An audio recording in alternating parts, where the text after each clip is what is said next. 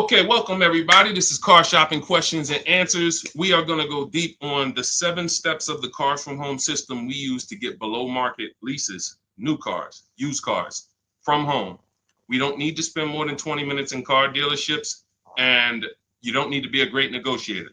So if that's something that you like, that's me, Deshone, then welcome. Come on in. First thing to do, hit the like button and tap in, lock in. We'll be here for about 45 minutes, going deep on some financial strategy that if you use it, apply it, unlearn what the car business taught you to do for their benefit, you're going to be better than fine. I just leased a $54,000 Infiniti for $499 a month. I got $8,000 off the price of the car. Sitting at home, 2025. I haven't posted it yet. $8,000 off the price of the car from where I'm sitting at right here. The deal was done from right where I'm sitting at. This is where we want you to be. Now, obviously, I've spent a lot of time in the car business, 14 years. I've been teaching people online. But if you follow this, you can do this next week. You can do this week. This is how predictable the system is that we built. So we do these streams so that you can come and get access to information that you would never have access to. You're not, unless you've been in the car business or you have family that, even if you have family in the car business, you never have access to information that car sales people talk about. That's why we do these streams, so that you can have the insider perspectives on car shopping. How would and when you do that, see, the simple thing about this is just put dealers against each other. Stop negotiating one-to-one, which is what they want you to do, and let us show you how to negotiate one-to-many. When you start negotiating one-to-many, there's absolutely no way you can overpay, because you have put them against each other, created competition, and they start doing stuff they never would have did, like taking off big money because somebody wants to win. So that's the whole premise of the Cars from Home system. That's what we go deep on here. If that's something that's interesting to you, lock in, focus, hit some, I always say, type the $ in so I know who I'm talking to. Everybody that's locked in, type the $ in the comments, and we'll get the show on the road. Now, the entire stream is sponsored by my new digital book. It's called Cars from Home: 7 Steps to Saving Time, Money, and Avoiding Dealerships. It's 5-star rated. You can Google it. It has everything in there we'll be talking about today: leasing, purchasing, high mileage, below, everything. And you can go grab a copy for 75% off. It's normally $97. But if you're listening to this and you're like, man, this sounds good, let me go get me, and I want the whole blueprint, you can get yours for 75% off, but it's only for 30 minutes in my TikTok bio, my Instagram bio, the YouTube comments, or the Facebook comments. Now, let's get the show on the road. Is leasing a good option? Leasing is what most people should be doing, because they're not keeping cars. You are not keeping cars. You're not keeping cars long enough to make it make sense. Step 1 in our process of Cars from Home is something I call the 8-year rule. If you want to save money, if you care about your money, first thing you should burn into your brain is the 8-year rule. Because you're getting a depreciating asset and you're coming and you're buying it, and it's losing thousands of dollars in value every single year. Every single year. If you buy a car, what is a car today that's worth $40,000? Listen, get to your keyboards. I'm talking to the people that's locked in. Okay? I know it's a lot of people playing video games, streaming, doing all types of stuff, and they think they're going to hear something today on the side that's going to help them save 5-10 grand off their car, but they're distracted. So I need you to get to your keyboard, because I'm going to be asking you questions, and the people who respond to those questions and engage, where we're dialoguing, those are the people who save the most. Those are the people who get the results.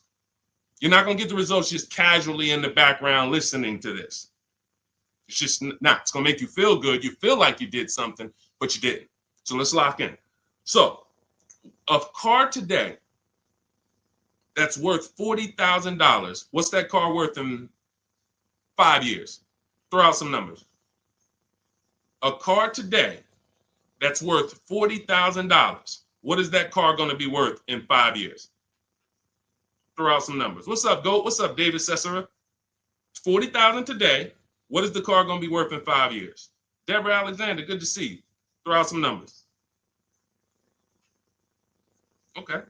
20, 25. Okay. 22, 18. Okay. I see 25. Depends on how it's driven. Gabby said 10. Listen, could be. Person puts 80,000 miles on it. Could be worth 10. Yep. Now you see this. No one's wrong. Now it's not worth 40. Will we agree? Can we agree? It's not going to be worth 40. Right? Car today is worth 40. Agree? It won't be worth 40 in 5 years. It won't be worth 30. Might be worth 15, 25, if you didn't drive it at all. But here's the point. It goes down in value. A lot. This is where you're losing in the short term. Because you pay all that money to buy that $40,000 car. How much is a car? How much is a payment on a $40,000 car? Some of you who've been in these streams, you know our rules here. You know our formulas. Every $5,000, X per month. I ain't gonna tell you because sometimes we get new people and y'all don't know. You don't know. So, how much is the payment on a $40,000 car? Anybody know? Anybody want to do that math real quick? 800. 800. Every $5,000 on the loan is about $100 per month. So $40,000 car is $800 a month, 5-year loan. So I could lease that same with a good lease deal. I could lease the same $40,000 car for $400 a month, $500 a month. Oh, Deshone, that sounds crazy. You got to put a lot of money down to get those deals. Listen, this is Danielle, $44,000 Audi, $550 a month. This is common. Look, $48,000 car, $597 a month. Common. So this is what you're doing when your question about leasing. If I could change one thing in this world, in the industry, more people would understand leasing. Because you guys would be driving wonderful cars. Like, look at this car that India got. She's paying $365 a month. Brand new. Hyundai Elantra Limited, $28,000 car. Call it 29. That is a $600 car payment on a 5-year loan. She's paying $365 a month. So you guys, there's none of these people out here, and no one's tried yet, but I'm waiting for it. It's coming. What's up, A? What's up, Al? Good to see you, Didi. Ernesto, I'm waiting for it. Somebody's going to come and try to justify the fact you're paying $300 more per month for the same car, but it's okay because you're buying it. Somebody's going to try to justify that. You can't, in a world where we're watching people who don't have much disposable income. We're watching people where the savings is not what we like it to be as a country. It's not like we're abundant with money. $200, $300, $400 a month matters to the public. If it matters to you, type dollar signs. If $300 per month, if you knew you were driving a car that you could have been paying $300 less a month for it, if that matters to you, type dollar sign so I understand who I'm talking to. This is leasing versus buying. This is leasing versus buying. I'm not seeing enough dollar signs. I see 3 people in here that's locked in. I see you, Jen. I see you, Heavy Dose of Soul. I see you, Glenn Davis. I see you, D. Adams. Tap in. I'm asking questions. Gabby. This is what we're dealing with. I had a neighbor. Some of you know that story. This is about leasing.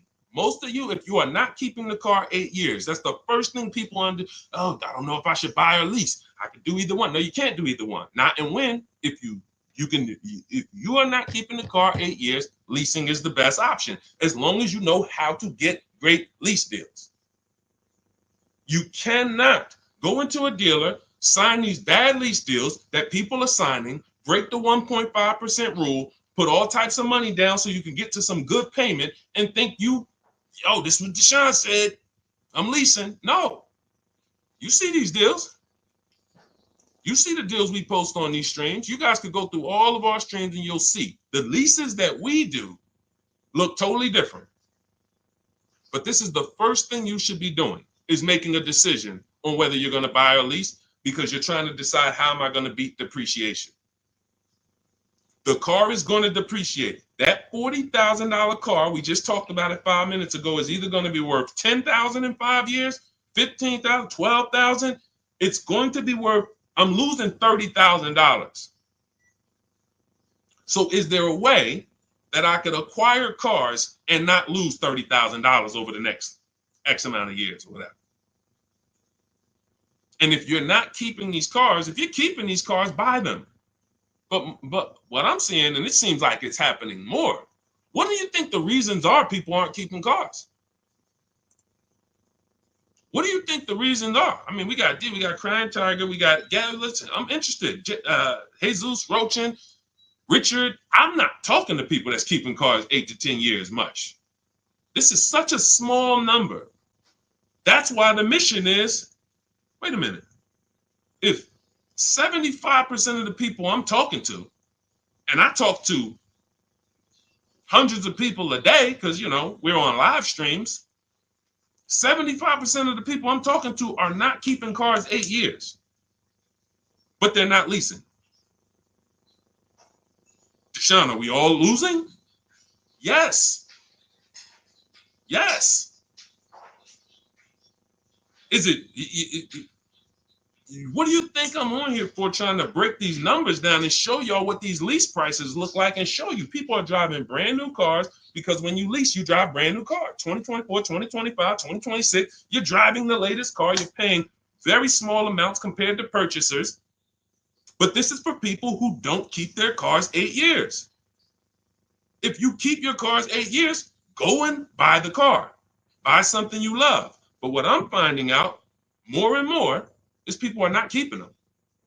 Why aren't they? Cars are not lasting. Cost too much to fix. That's a good point. Listen, you just made a good point, Mr. SRL. Things change. The dynamics of cars and how we fix them, how we repair them, how we maintain them have changed. The things that can go wrong used to be the things that went wrong were mechanical. Now some things that are going wrong are electrical. Your mechanic used to be able to fix the things that were mechanical. That's why he's called a mechanic. You can't fix things that's electrical. It's got to be a technician. Different. So people say, oh, well, if that's the case, I'm not keeping my car 8 years. That's a reason. Oh, I used to be a buyer. I used to buy my cars, keep them 8, 10 years, put 200,000 miles on them. I'm not doing that anymore. I need to move to leasing. But what you can't do is keep buying and get rid of the cars in 5 years and not count the cost. You're losing $5,000 minimum. $5,000 minimum. Just look at the payments alone.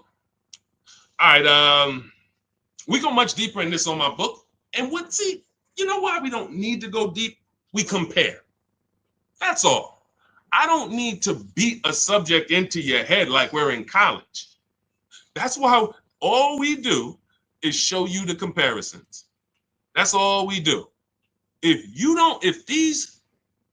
what I'm showing you here is not shocking you, then me taking you and showing you the dynamics of a lease ain't gonna do it. If you're looking at somebody like Ansley, this deal I love, similar to what I got. He got an Infiniti QX60, $58,000. He's paying $554 a month. I got an Infiniti QX60. I'm paying $499 a month. I put $1,200 out of pocket, paying $499 a month. If these payments don't excite you, then you're too programmed. Because who has this vehicle? We got anybody on here that has this vehicle? We got anybody on here that has a QX60? Because I got 3 people on here right now that I can show you that got them.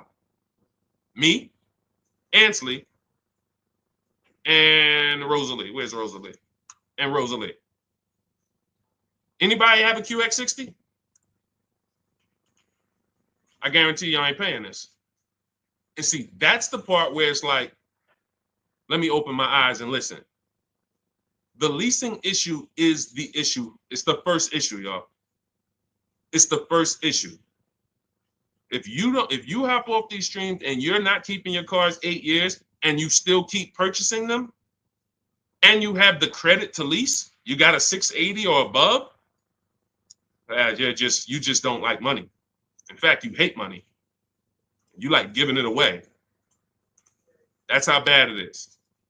All right, let's go. We'll go deeper on that. Anybody has a follow-up question? I know all types of questions. Don't they limit you on lease mileage? Whatever y'all want to ask, we'll talk about it. But I'll answer the questions as people ask them. Go ahead. Go ahead, Dolan. Do the leasing numbers work when we're driving more miles, though? Curious. Oh, that's a question I just knew was coming. Absolutely. Because leasing is not based on how much you drive. It's based on how long you keep the car. It's based on depreciation. So you're looking at 3 years, 12,000 miles. If you bought the car, see, I always say a car goes down in value like this. Your car is going to go down in value like this. It's like a sliding board. Every time when y'all think of the numbers for cars, because I want to get you out of this, they programmed you. They have programmed you to focus on what you're buying, not what you're paying. I'm going to say that again. That was a bar. They have programmed you to focus on what you're buying, not what you're paying. You're more excited about the car than the deal. We got to move into being excited about the deal. So this is what I want you to think of whenever you think of a car. What is that, John? This is the loss of value. Your car is worth this today. It's going to be worth this in 3 years. Now, that money, look at the people who lost money on Tesla. It's coming back now because politics have come in and legislation. So, there's legislation that came in and created Tesla. There's legislation that came in and saved Tesla or made Tesla more valuable. But prior to this, Tesla was losing value worse than almost any other car. So you bought a Tesla for 50 grand, forget it. That Tesla was worth, it was so bad. So bad.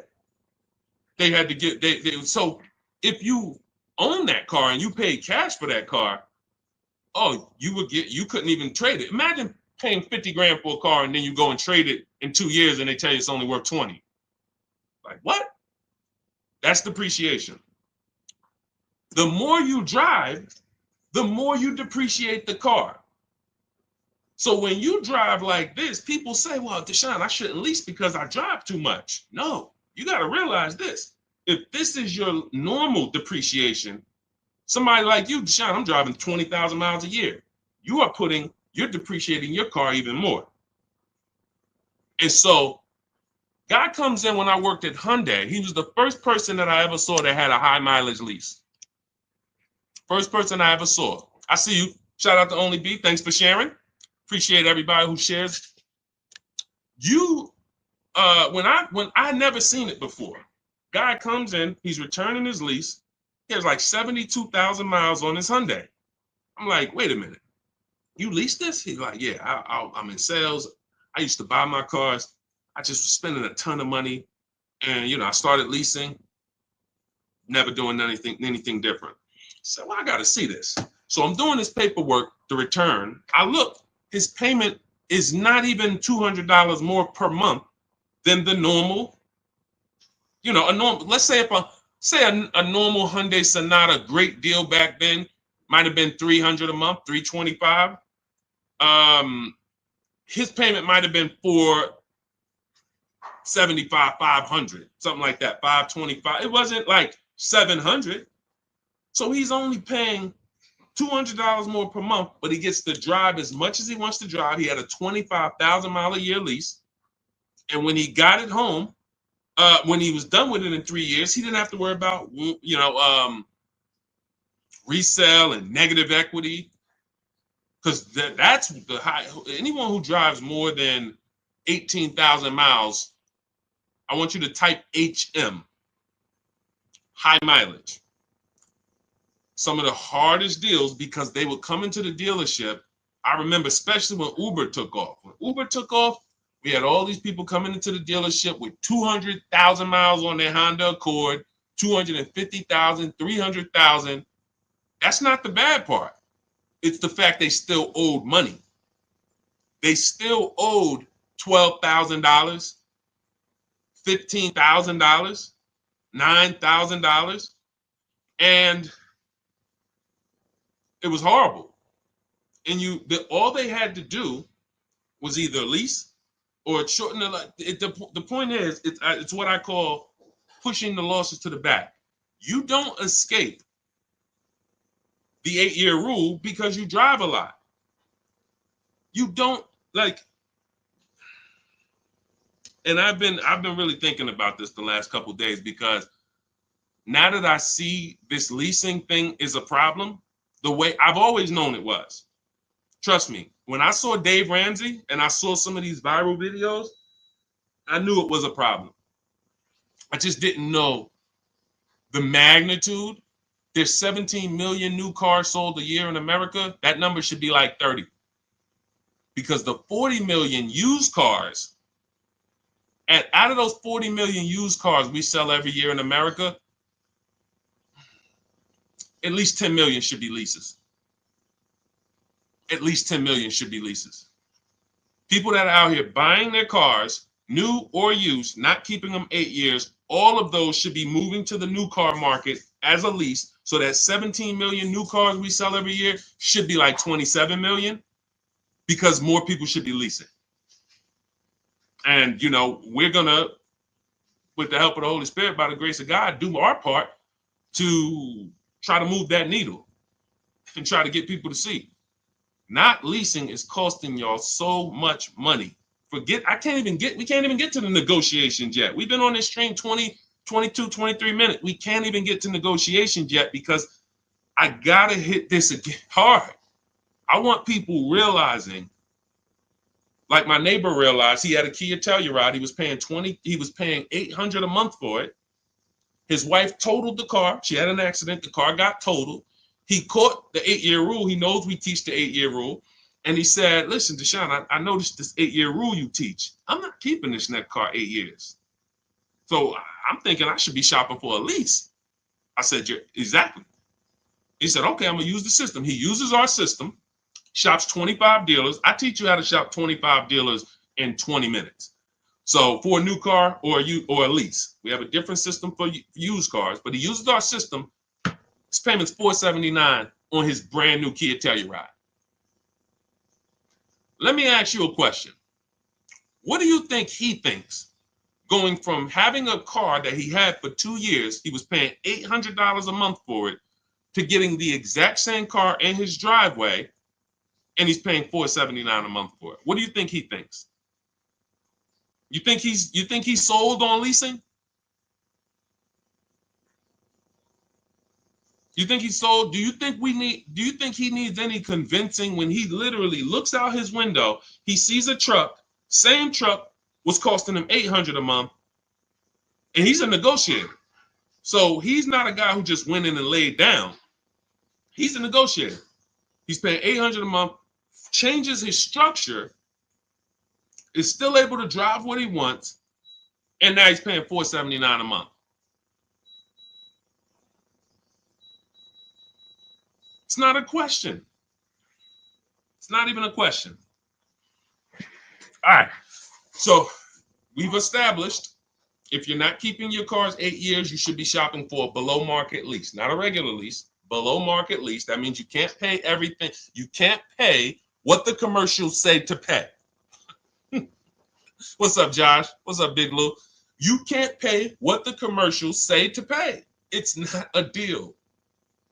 So when I say below market leases, you're going to hear me why does, I notice, Deshone, you always say below market leases that we need to get. It's the only leases. If you go out there and you pay the prices, what's up, Angel? You pay the same prices that they're charging the most of your fellow Americans, then yeah, nothing that I say is gonna make sense because they're charging y'all so much for these leases you don't know how to get. There's some people, you know how bad it is. Every now and then I'll hear somebody, they'll DM me and say, Deshone, I was trying to lease at the dealership. They told me that I should just buy the car because the payment to buy is going to be pretty much the same to lease. That's it, because you're getting a horrible deal. Hey, tell me I'm getting a horrible deal without telling me I'm getting a horrible deal. Payment to buy is the same to lease. I'm charging you so much money on this lease that the payment to purchase it is about the same. So why don't you just purchase it? So we can't compare deals that they put on commercials to what we're talking about here. You can't compare none of that with down payment money. You see Ansley, no down payment. He got a 1% lease. And for those of you who don't know what a 1% lease is, that means you look at a brand new car, and after you get your best offer, it's 1% of the MSRP. That's a 1% lease. You're looking at a $40,000 car, you get all your offers, $400 a month, you make your deal, or less. That's a 1% lease. $80,000 BMW, $800 a month, or less, 1% lease. So I always say, you can't get a 1% lease without having a great system to make sure you find a dealer to take off the most money, but you also need the lease program to be there. So depending on the lease program, your lease is either going to be a 1.5, that's the threshold. See, no, you know how many people didn't know that they had bad lease deals until that's the reason we created the 1.5% rule. Add up all the payments. So it's about knowing two things. If I'm not buying a car, if I'm not keeping a car 8 years, I should be shopping for a lease. And once I made that decision, now I need to get a below market deal. And it's the same to you purchasers. You just because you're purchasing don't mean you can go out here and you can pay these prices they're charging people. I got $8,000 off the Infinity that I just got. I could have purchased that. You do realize that. If you get $8,000, look at this. Look at Kimberly. Some of you know Kimberly. $20,000 off her Maserati deal. Look, $20,000 off with Kimberly. Now, Kimberly saves 20 grand off this Maserati. She's paying $944 a month for a $91,000 Maserati. Now look at this. This was one of her quotes. It wasn't her best quote, but it was one of them. She could have purchased this. So once you get the money off, leasing it versus buying it, that doesn't matter. It's harder to get a great lease though because you need a program. You need a residual. You need support. The lease program has to be there. You don't use your own bank with a lease. Use the dealer's banks. So, but for those of you who are purchasing, if you don't think, because we spend so much time talking about leasing, because we got to educate people on leasing here, that you out here purchasing, oh, Deshone, I'm good. Would you bet me $1,000 that you got the best deal you could have gotten? No, I probably wouldn't. Mama Lynn, what's up, Robert? That's my question to you. Would you bet me $1,000 that the car you got, if you're going to do it your way?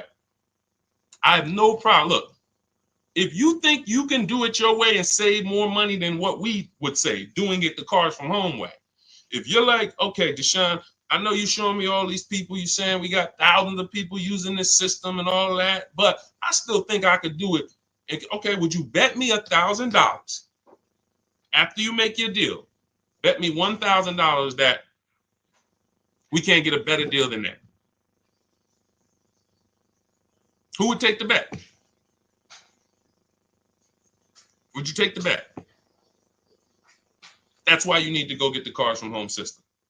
In our book, everything we teach is in blueprint form, step by step. That's why the book is called Cars from Home. 7 steps to saving time, money, and avoiding dealerships. Because you don't need to be in deal. It's literally it's the master blueprint to saving time, money, and avoiding dealerships. That means I want all the money off that I can get, and I want to do it as quick as I can do it. That's what we do. Now that book's normally $97. You can Google it. When you go to the page, it's $97. We have a welcome offer though, where you can get your copy for 75% off. And that's for 30 minutes. So after 30 minutes, the price does go back to $97. So you want your copy, go to my TikTok bio, my Instagram bio. There's a website there. Click the link, or go to my Instagram, go to the YouTube comments or the Facebook comments and click the link, and that'll activate your click the button that says 75% off Deshone's new book. And it'll be in your inbox as soon as you pay. Screenshot the thank you page, and you'll have my support team's email just in case you have trouble getting the book. Sometimes you type your email wrong, no problem. But you'll also have on that page is the link to open the book. As soon as you pay, you can open it, save it. If you can't guarantee me that the cars you buy, you're willing to place a bet that no one can get a car for less than that, then that means you have buyer's remorse. That means you have price anxiety. And we want to eliminate that. How do we eliminate that? Multiple offers. It's the simplest prescription for your problem. Deshone, I'm worried, man. I'm worried I'm gonna get scammed. Multiple offers. Deshone, I'm worried I'm gonna overpay. Multiple offers. It's the solution. Now, you may not know how to do that, and that's where Cars from Home comes in. We believe we have, until someone else can prove us wrong or show more result than us, we have the best system in the world for multiple offers on new cars, used cars, and leases. That's what we're known for. But, if what we did was harder, it'd still be worth it. See, if saving money and guaranteeing that you got all the money off on a car you could have gotten in the whole market, not from one dealership, in a 100-mile radius, is there any dealer that could have saved me more money? If the answer is no, whatever I need to do to guarantee that, it would be worth it. If I had to take 12 hours, 20 hours to guarantee that when I got my car, I didn't overspend. I could have saved $5,000 if I did that. I need to guarantee that. Even if it was hard, I would still do it. Financially savvy people would still do it. If there was a way for you to make sure you did not overpay for a car, but it took a lot of time, financially savvy people who care about their money would still do it. I'm telling you, we got a system where not only is our system guaranteeing we're paying less than everyone else, not only the things I'm teaching you to get multiple offers from dealerships, guaranteeing it's quicker too.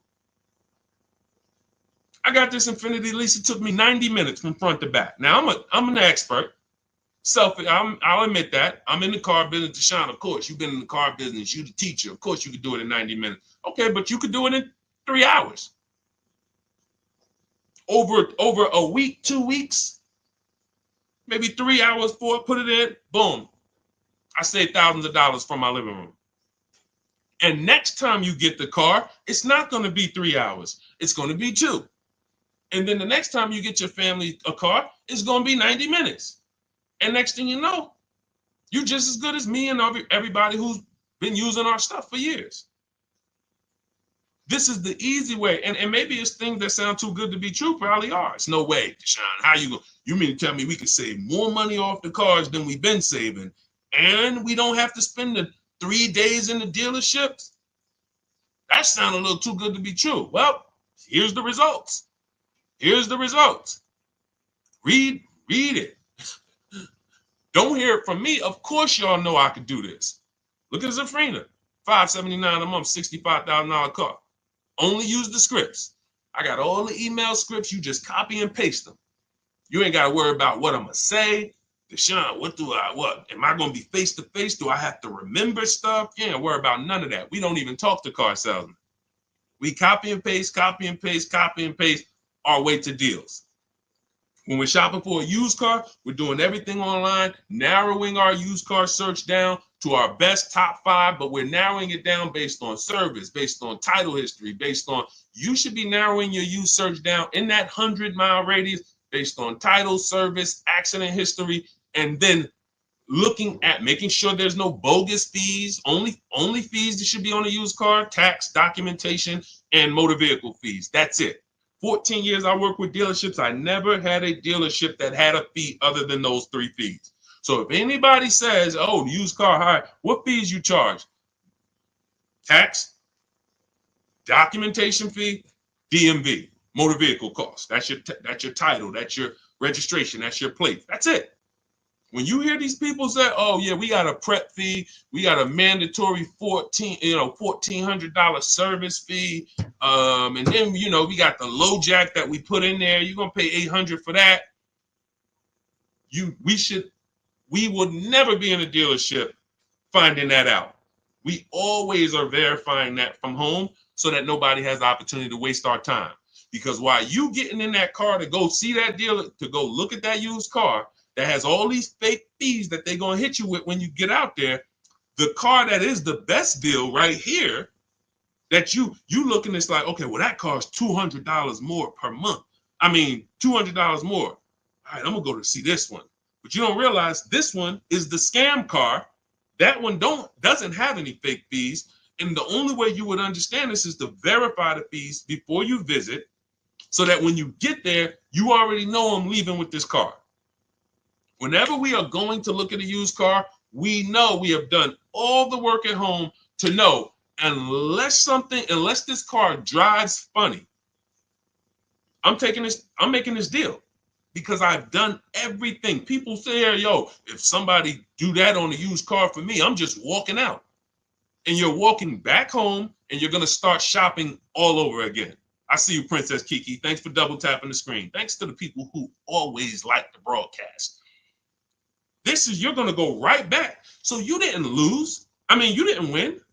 You lost there. You let someone waste your time, and you let somebody put you back into the market when you could have made a phone call, verified fees, and just didn't waste your time. Oh, y'all got that many fees? No problem. Do y'all negotiate? No problem. Let me move on to the next one. But what happens a lot of time is they scam you. They will scam the person coming in, and just the person will be like, well, I didn't know y'all had all these fees. And then next thing you know, they negotiated. But how do you negotiate fake fees? I think I made that video 3 years ago, 2 years ago, because during pandemic, just people are like, Deshone, I'm at this dealership. How do I get them to take off these $3,000 in fees they made up? You don't. See, because if you were dealing with a dealership that didn't have the fake fees, then what are we negotiating? The price. But when we are dealing with a dealer that has the fake fees, you're trying to negotiate the fake fees. And what are you not negotiating? If you're negotiating the fake fees, what are you not negotiating? The price. And watch this. When you're dealing with these dealers that have the fake fees, when they take off the fake fees, they're at the asking price. And they feel like they did you a favor. What's up, Latima? They feel like they did you a favor. If you will go, if there's a $20,000 car, and they say, all right, we want 20 grand for this car. Let's make up $3,000 in fake fees. Now, Latima comes in. Yeah, I saw this car online. Y'all was asking 20,000 for it. I'm interested. Now they fake. Hey, all right, yeah. With everything, you're gonna be at 28. Wait, I don't get it. You had it at 20. How do we get to 28? Well, we have these 3,000 in fees, 3,500. Then you got your tax, and that's where we're at. Okay, with the documentation fees, so you get. Now, you spend 2 hours there. They take off some of the fees. You just patting yourself on the back. I did a good job. I got them to take off all those fake fees. You paid asking price. Who got that? Who's clear on that? Who's clear on that? You went in, you spent 2 to 3 hours negotiating to get the fake fees off, to get it down to the asking price, and you felt like you won. You did not win. You paid the asking price. These are the illusions. And unfortunately, that's the car business. For people who don't know what they're doing, unfortunately, we never deal with that. You see what I'm saying? I just laid out exactly what we do to make sure we never encounter that. Now, as much as I've laid that out in social media videos and streams and all types of stuff, the car business, no. It's a bunch of people don't know who the heck I am.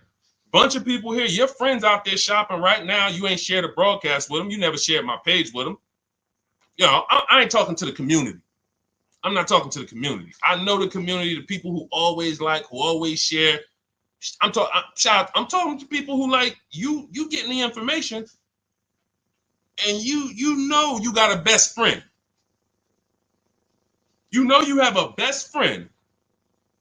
You've been on the stream for 30, 40 minutes with us, and you ain't share that with them.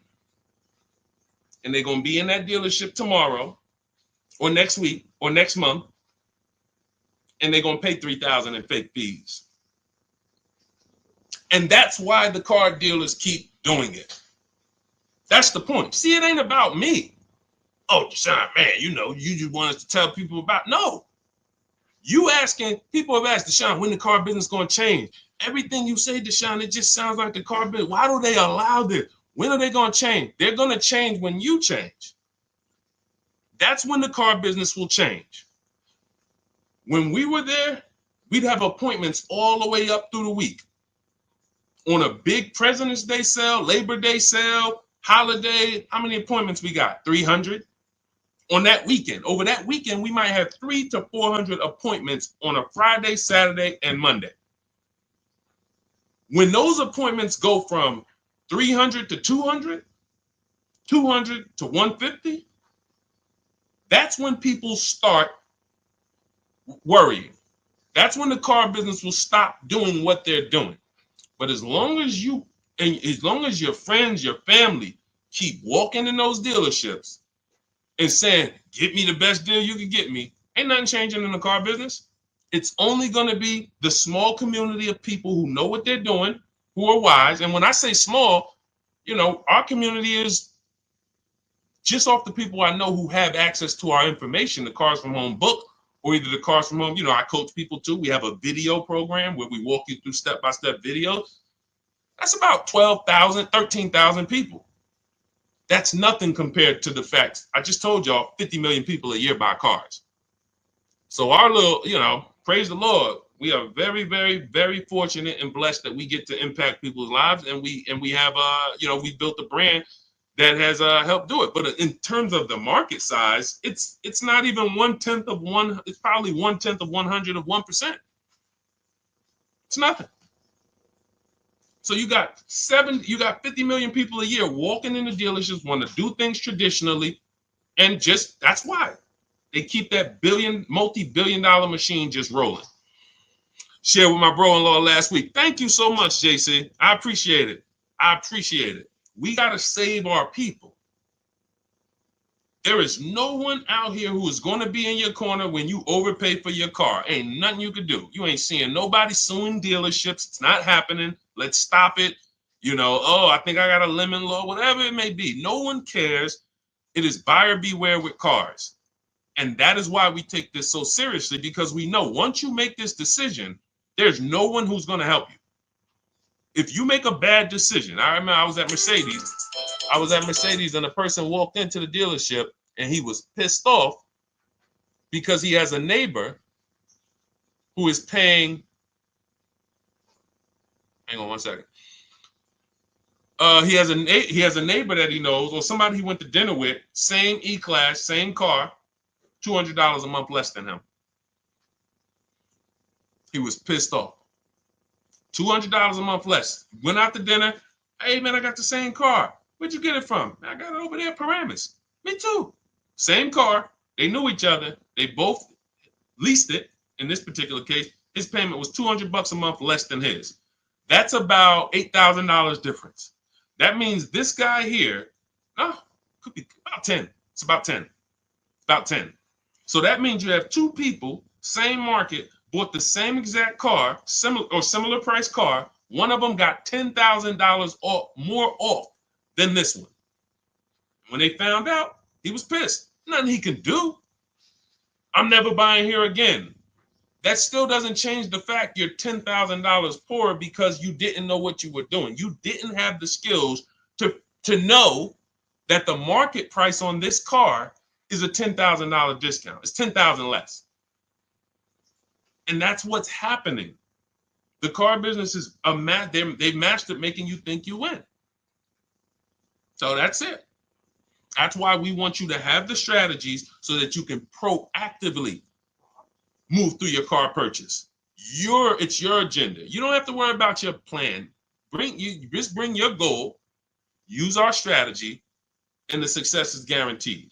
You don't need the strategy. You don't have to figure it out. Deshone, am I going to have to be coming up with what to say, what to do next and all that? No, that's why it's called 7 steps. Cars from Home, 7 steps to saving time, money, and avoiding dealerships. Step 1 is the most important question, which we talked about at the beginning of the show. 8-year rule, leasing versus buying. Step 7 is delivery, which means you should not even be reading step 7 if you're not setting up delivery. People will be like, Deshone, I'm in the program, I'm using all the stuff, I went through everything. Do you have your car? No, I just went through everything. Okay, so you weren't doing the action steps? Like when I said, go on this website, put this information in, get this value. Did you do that? No, I was just reading everything. Okay, say that then. Because the way that our system is set up is, hey, Javon, what's going on?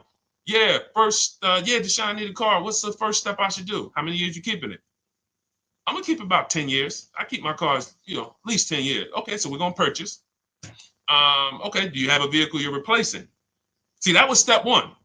Just that quick right there. You don't even realize we just did step 1.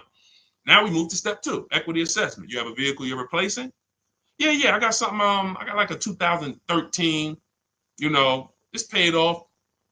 Okay, perfect. Go to these websites right here, CarMax, Driveway, Carvana, KBB Instant Cash Offer, AutoNation, Car Gurus. Get those 6 offers. It's going to take you about 20 minutes. Call me back.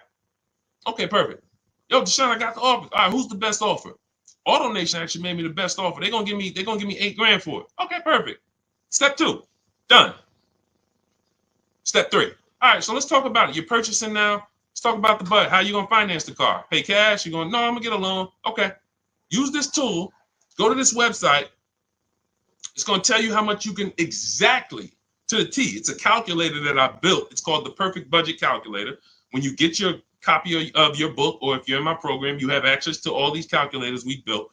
You can't get these on Google. There are proprietary, information. And that's going to tell you exactly how much you can spend with tax, fees, everything. It factors in the tax. You put your state. It factors in the down payment.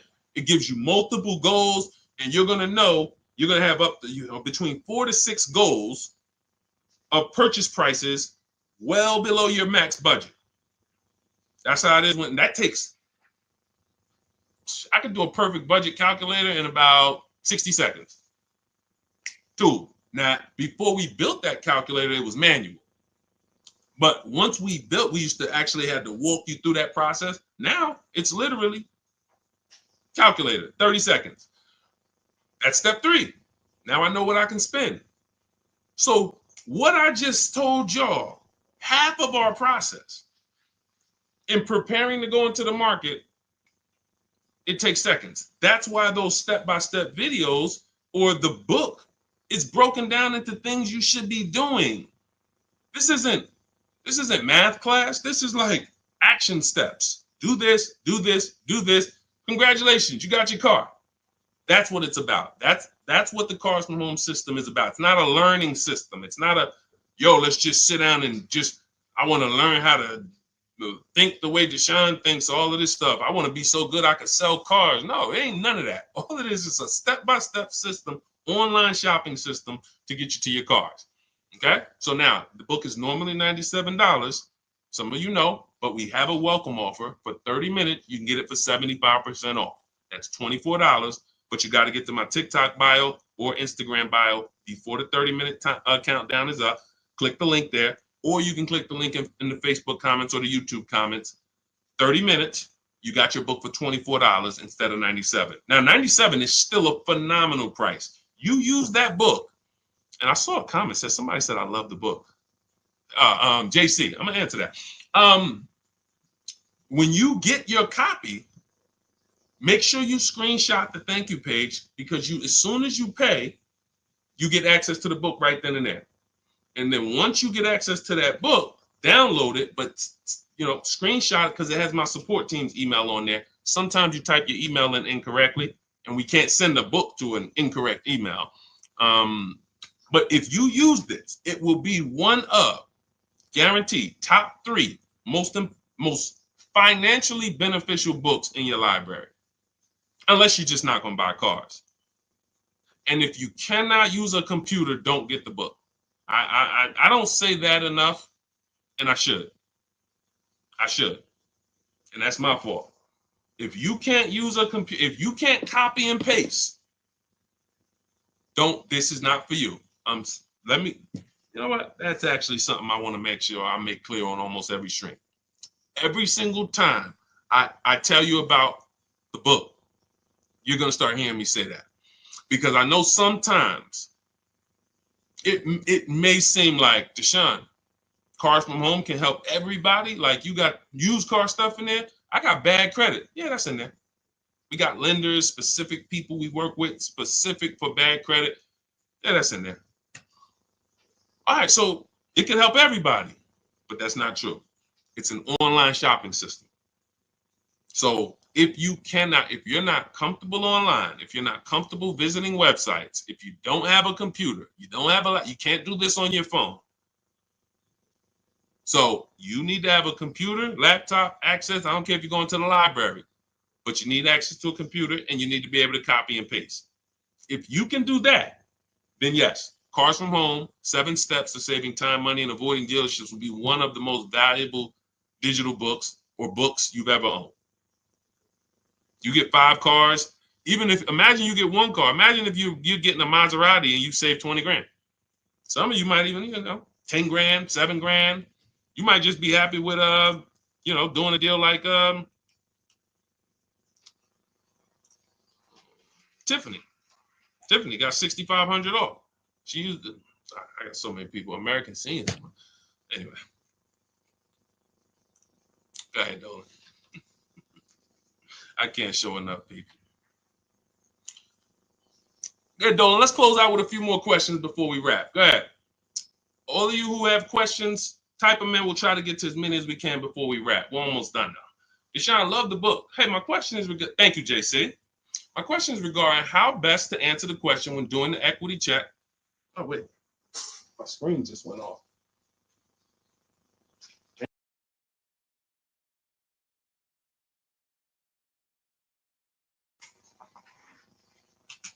Why did my screen just go off?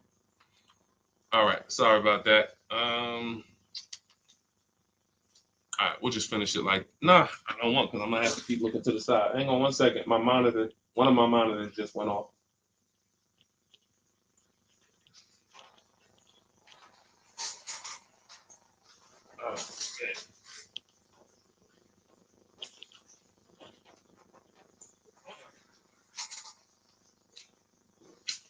Okay, this is going on me. Okay. My fault, guys. I have 2 monitors, and the one in front of me, front facing, went out. And then I tried to plug it in, but now I can't. My camera's in front of me. My camera here then. And let's see if we could do it like.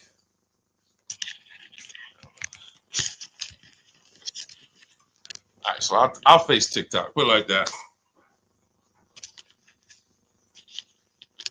Okay, so I got to look this way because your question's on this screen, JC. So hang on. When doing the equity check on the car buyer sites, when they ask if I have a loan, lease, or own, I always put own. because there's nothing, none of those other questions should affect the value of the car. So even if if you tell me my car is worth 15, then I call and I want to set my appointment up, and then you find out I have a loan for 10, then that shouldn't matter. That shouldn't matter at all. How does that change the value of my vehicle? And why I really put own is because on leases, they have something in the way they do leases where they don't know which lease brands allow them to, which lease brands have a third party restriction. There's two ways we sell leases. We're either going to sell them direct to the highest bidder, or if it has a third party restriction, then we're getting dealers to bid, because they will not let you sell directly to Carvana or CarMax, but you can have dealers bid.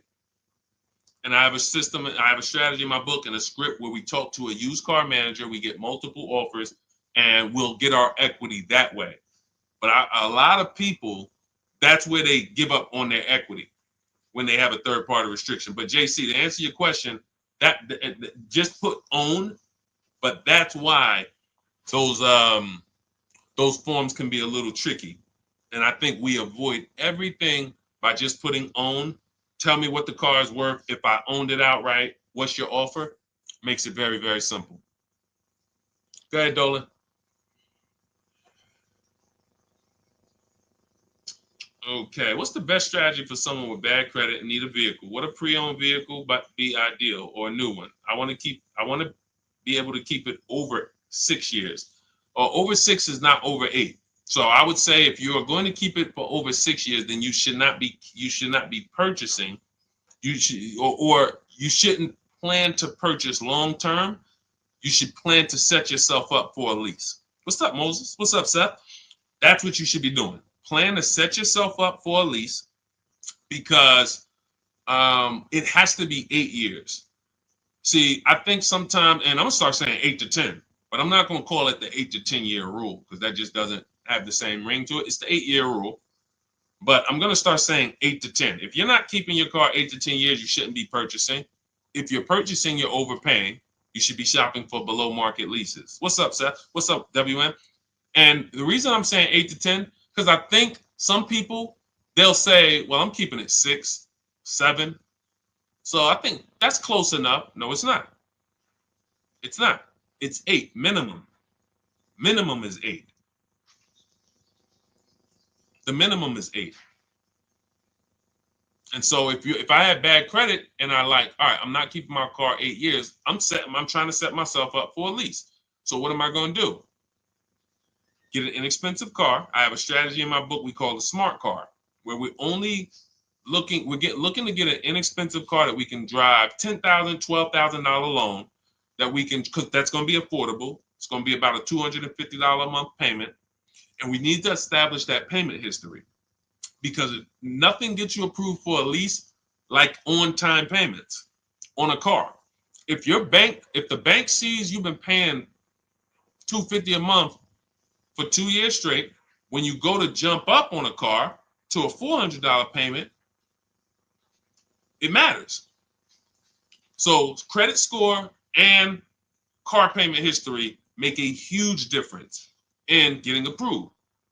That's the smart car strategy. That's in the book. That's in the digital book, Cars from Home. So you would be setting if you have bad credit, you're either going to buy for the long term and then refinance the loan when your credit's good. Welcome, Lamont. I see you. Welcome to the community. Thank you for the follow. When you have bad credit, I'm either going to, let's just say I'm a keeper. I'm not a lease person. I do not plan on I'm keeping my cars 8 to 10 years or more. So I'm not shopping for a lease at all, but I don't have the credit. My mission is to get a great price on a car. You can spend a little more according to your budget, because you need to get a great car. You're going to pay more for the loan. That's normal. But we use a company like Limbuzz. We have entire strategies that we roll out for people with bad credit in the book. So the most important thing for the long-term purchase is to get a quality car, because you can refinance the loan. You can't change the car. So if I got a nice car, well taken care of, I verified that it had great service records, great accident history. I verified it's a long-term car. It's a car that's known for going 200, 300,000 miles. We verify that in step 4 of my book. I have a quick thing we do, takes 5 minutes. We go to Google and we type in initial quality, reliability, longevity. And we do that we do 3 of those searches. And we make sure that the car we're looking for, some of the cars you're looking for, they're known for the transmission going out at 90,000 miles. Don't you think that's important to know? Some of you right now are looking at cars, you're looking at used cars with 80,000 miles on them, and you don't realize that that car is known for having transmission problems at 90 to 100,000 miles. That could be why the person dumped it. Because they know if I keep it here, as long as I get rid of it before 80,000 miles, I'm usually okay. Now they dump it off to a person who does not know how to verify that that car has bad DNA, and they're going to buy it. And then they wonder, oh, the dealership scammed me. Man, I got that car, man, the transmission went out on me in 6 months. But you could have done the step that we teach, verified that for yourself, and said, wait, this car is known for nothing. This car got about 10,000 miles before the data says transmission could start slipping. I think I'm gonna look for something else. You see what I'm saying? These are the things. So I'm doing that if I'm a long-term purchaser, bad credit, because I'm gonna get an incredible car, I'm gonna pay a great price for it, and I'm gonna pay a high interest. That's the only thing I'm gonna pay a high price on is my interest. I'm going to get a great price on that car. And that's where bad credit people, and that's where personally, a lot of people with good credit, you get confused because you're confusing the monthly payment with the price of the car. You're confusing the deal with the price of the car. I could have a 20% interest rate because I have bad credit, but I got a great price on this car. Look, watch this. And I'm gonna give you an example to really end this. If I got bad credit and I walk into a dealership and they're having a going out of business sale, we're going out of business. Everything's 50% off today. What, everything? Every car in the showroom, 50% off. Really? Wow, that's interesting. I'll take this one right here. It was 40, but it's I can get it for 20. Yep. Okay. Let's write it up. Everybody agree that's a great deal? Would everyone agree that's a great price for a car? 50% off. But we go into a dealership. Can you agree? Type agree. Because this is a big point we want to make about how these things relate. Especially for some of you you don't have good credit. You need to detach your loan from your car. Okay? So we agree. Okay, I see you, Tina. I see you, Joe. I see you, Danny. I see you, Gabby. Thank you to the engaged people. I'm always look. I love the engaged people, man. Yo, because I gotta tap people and tell them like you ain't gonna save 10, 15 grand off no car working with Deshone, and you playing video games while we talking money over here. Like I'm getting the information. I hear you, bro. No, you don't. No, you don't. So we agree, 50% off, going out of business sale. All right, so I got this car. It was 40. I'm paying 20 for it, brand new car, but I need a loan. I'm gonna call up some banks. Hey, what's your credit? 500. But I need a loan on this car. All right, well, what kind of car is it? Well, it's brand new. It's brand new car. It's $20,000 loan I need. When they see the value of the car is 40 something, they say, what? This is an incredible deal. But I have bad news for you, though. I mean, we could approve you, but it's going to be 22% interest because you have just a lot of derogatories. You got a lot of, no problem. Now, I would search multiple lenders, but once this is the beautiful part. Close my deal at the 22%, get the best interest I could get. It's going to be high because I have bad credit, but I got a great price on the car. That is the difference. Because as soon as my credit is good, because I'm going to work on it, A year later, 18 months later, now I got a 690, 700, 710. I'm refinancing and I'm in a 6% loan and I'm chilling. I got an incredible deal on my car. Now I got the loan to match the deal and it's a wrap. Type dollar signs if you understood that. Type a dollar sign if you understood that. That is the separation of the price of the car from the loan. If you have bad credit, that's how it works in any case. But for bad credit, that is how you need to be looking at it. Just because I'm seeing dollar signs. Did y'all not? What about that wasn't clear? Tell me what about that, y'all. We need to go back over again. Tell me what about that we need to go back in. Okay, thank you, JC. Thank you, Gabby. Thank you, BB. Okay, Jason. Thank you. Okay. We're seeing some dollar signs. So, all right. That's the name of the game. You get half off a car, half price, incredible deal. I got a car, it was a going out of business sale, but I got a 500 credit score. So on that price, I got to pay, when I got my loan, I got to pay 22%. So I got a bad loan because I got bad credit. Great price on the car, though. That is how you need to move. And when you get there, that means you've separated. There's I call this 3 pillars of great car deals. 3 pillars of great car deals. Who you buy your car from, who you get your loan from, who you sell your old car to. Only way, you got to get a great deal, all 3. That's why when you go in and you buy a car from a dealer, you get a loan from them, and you trade your car into them, you might not realize you just gave them 3 transactions. So if that's you, I'm sorry. I'm the bad news first person, but you're getting bad deals. You can't get good deals mixing 3 transactions together because you're not shopping any of them. You're not bidding out any of them. We bid out all of them. Whenever you buy a car, you give a dealership a transaction. When you trade your car into them, which we don't like to use that word because what you're actually doing is selling your car to them, that's a transaction. And when you allow them to get you your loan, that's a transaction.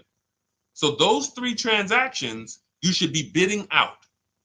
In the Cars from Home system, what we teach you in our digital book, 7 Steps to Saving Time, Money, and Avoiding Dealership, what you learn, for those of you who want to work with me and shop together, you can hit the button that says Shop With Me. And when you go to our bios or go to the links in the comments, and you will see that you can bid out every single thing. So when you get the people who I can guarantee you're not getting good deals are the people who you're giving the dealers multiple transactions at one time, which means they have negotiating money from your old car. They got money to play with from your loan. They got money to play with from the car you're buying. They got 3 pools of money to move around and play with, move money from here to here, do a 3-card Monty where, all right, I'm going to show you this on your trade-in, but it's really coming from this. You're giving them 3 transactions. We have to separate, break from that, and start to bid out each one. I'm bidding out my loan. When you get the digital book or if you're in our course, you understand the bank bidding war. Credit bureaus allow you to have multiple lenders access your credit in a short period of time. Great shopping. We do it in 48 hours, 24, 48 hours. I named the people we sell our cars to. We get bids. We don't trade. We sell our cars to cash buyers, big companies that cut checks. And then we bid out our car purchase. Whenever we're looking for a used car, we turn the entire marketplace, 100, 200 miles, into one big marketplace for us. And whenever we shop for new cars and leases, we contact 25 dealers to get 5 offers. We do it all online. This is all multiple offers. And when I tell you, this stuff takes minutes to do. So by the time you go to a dealership, get in your car, go to the dealership, we already done made deals. That's the Cars from Home system. Bidding, bidding, bidding, bidding. All right, so everything we talked about today is in my new digital book. It's called Cars from Home, 7 Steps to Saving Time, Money, and Avoiding Dealerships. That's what we hold it accountable to. Saving you time. You should not be in a dealership for more than 30 minutes using what we're talking about here. Ever. If you're in a deal, that should be a clue to you. Man, I've been in this dealership for an hour. It's got to be something I'm doing wrong here. Yes, that's a good clue. That you're okay, that's okay. Because you're new to the system. As you learn it, have these boundaries to remind yourself, wait, Deshone said I ain't supposed to be here for more than 30 minutes. That's it. So now we move to every part of the system of car buying you never have to worry about again. You literally, when you come to Cars from Home, you grab your digital book, you no longer need to come up with plans on how you're going to get great car deals or how you're even going to get a car or how you're even going to, you don't have to be anxious anymore because you actually have a plan written by a former car salesman who's been a manager who knows the ins and outs of the car business. So you're following a plan written by an insider of how to work with the people inside. And I'm no longer inside, so I don't have a vested interest with if I was trying to coach you while I still was working for Mercedes, it's certain things I can't say because I can't teach you how to bid against, it's certain, I can never write that book being in the industry, but outside of the industry, for sure. Competition is how you're going to save prices, and that's how we're going to save time. Competition. And I want to end with this because some of you tend to overthink. You're overthinking. Everything we're teaching you to do is to start buying cars and shopping for cars the way you shop for everything else in life. If you really consider that the biggest indicator of how different what I've been talking about over the last hour versus how you've been shopping, just look at how you shop for other items on Amazon. Look at how you shop at the grocery store. When you compare, look at how you compare. You're good at it. You can spot a deal on Amazon quick. You have your system. You can go into the supermarket and you have your system for seeing what's the items we're getting this week. You're comparing. Those of us who know how to do things and buy stuff, if we're getting good, we're comparison. It's comparison shopping. Car buying is the only thing that I've seen where we just throw all of that stuff out the window. You let them convince you to throw all of that stuff out the window. You see that blue car there, you're like, oh, I like that blue in there. What could you do on that? Instead of saying, I like that blue one, I wonder how many of those are within 100 miles of me. See the difference? Because cars are cookie cutter. So if I saw a blue car, I'm like, man, I like that. Oh, that's a nice blue Honda Civic. There's 100 of them within 200 miles of me. I need to find the one that's going to be the best price. And that's what we do. That is what we are known for. That is what we hold ourselves accountable to. So if you want everything we teach, grab my new digital book, Cars from Home, 7 Steps to Saving Time, Money, and Avoiding Dealerships. Normally $97, but part of my welcome offer, 30 minutes, you can get it for $24, 75% off. Go to my TikTok bio or my Instagram bio, click the website there, there's a link, or go to the YouTube comments or the Facebook comments, put a link there for you. And when you click that, you'll see a button that says activate 75% off Deshone's new book. And that's a digital book, so it'll be in your inbox in 5 minutes. You'll be able to use everything we're talking about for the rest of your life. And as I update the book, I update the file. So make sure you keep the original email because when I do update that book, you go into that email, you open it, you'll see, wow, books looks different. Yeah, we updated. Vroom went out of business a year ago. We had to remove them from the book. If I had 10,000 books in print, they're all worthless. Not even worthless. They're not worthless because there's tons of other value in there. They have an inaccuracy. We have 10,000 books now that now have an inaccuracy because there's companies in there that we get offers from when we sell our car. There's companies in there that vroom when we want to shop used cars. But they're out of business now. But the minute they went out of business, we went in, we updated the file. Everyone opened their books. They never saw a room again. That's one of the benefits of a digital book. So that'll be in your inbox. You'll have access to all the scripts that you're going to use to talk to the dealer, to email the dealerships, not talk to them. You're going to have access to the templates. You're going to have access to all the calculators that I've built. I believe we have 5 or 6 custom calculators. And just an entire strategy that you no longer have to think. It's all laid out for you. All you have to do is trust the process and unlearn. Don't bring any of the garbage from your or how you were taught to buy cars, lease cars. Leave it at that door. Come here with a blank canvas and just say, Deshone, I'm depending on this book to show me how to save more money on cars than I have ever saved. If you come like that and just trust the process, be one of the most valuable books you ever had. Thousands and thousands of dollars will stay in your house. Okay, that's what I hold myself accountable to when I was writing it. All right, so grab your copy. For those of you who want to work together, there is a program we have. It's called Shop with Deshone. You'll see a button there. Not everyone is going to qualify for that. That's why I don't talk too much about that. But if you're interested in seeing if you qualify for that, just go to those same links and just click the button that says Shop with Deshone.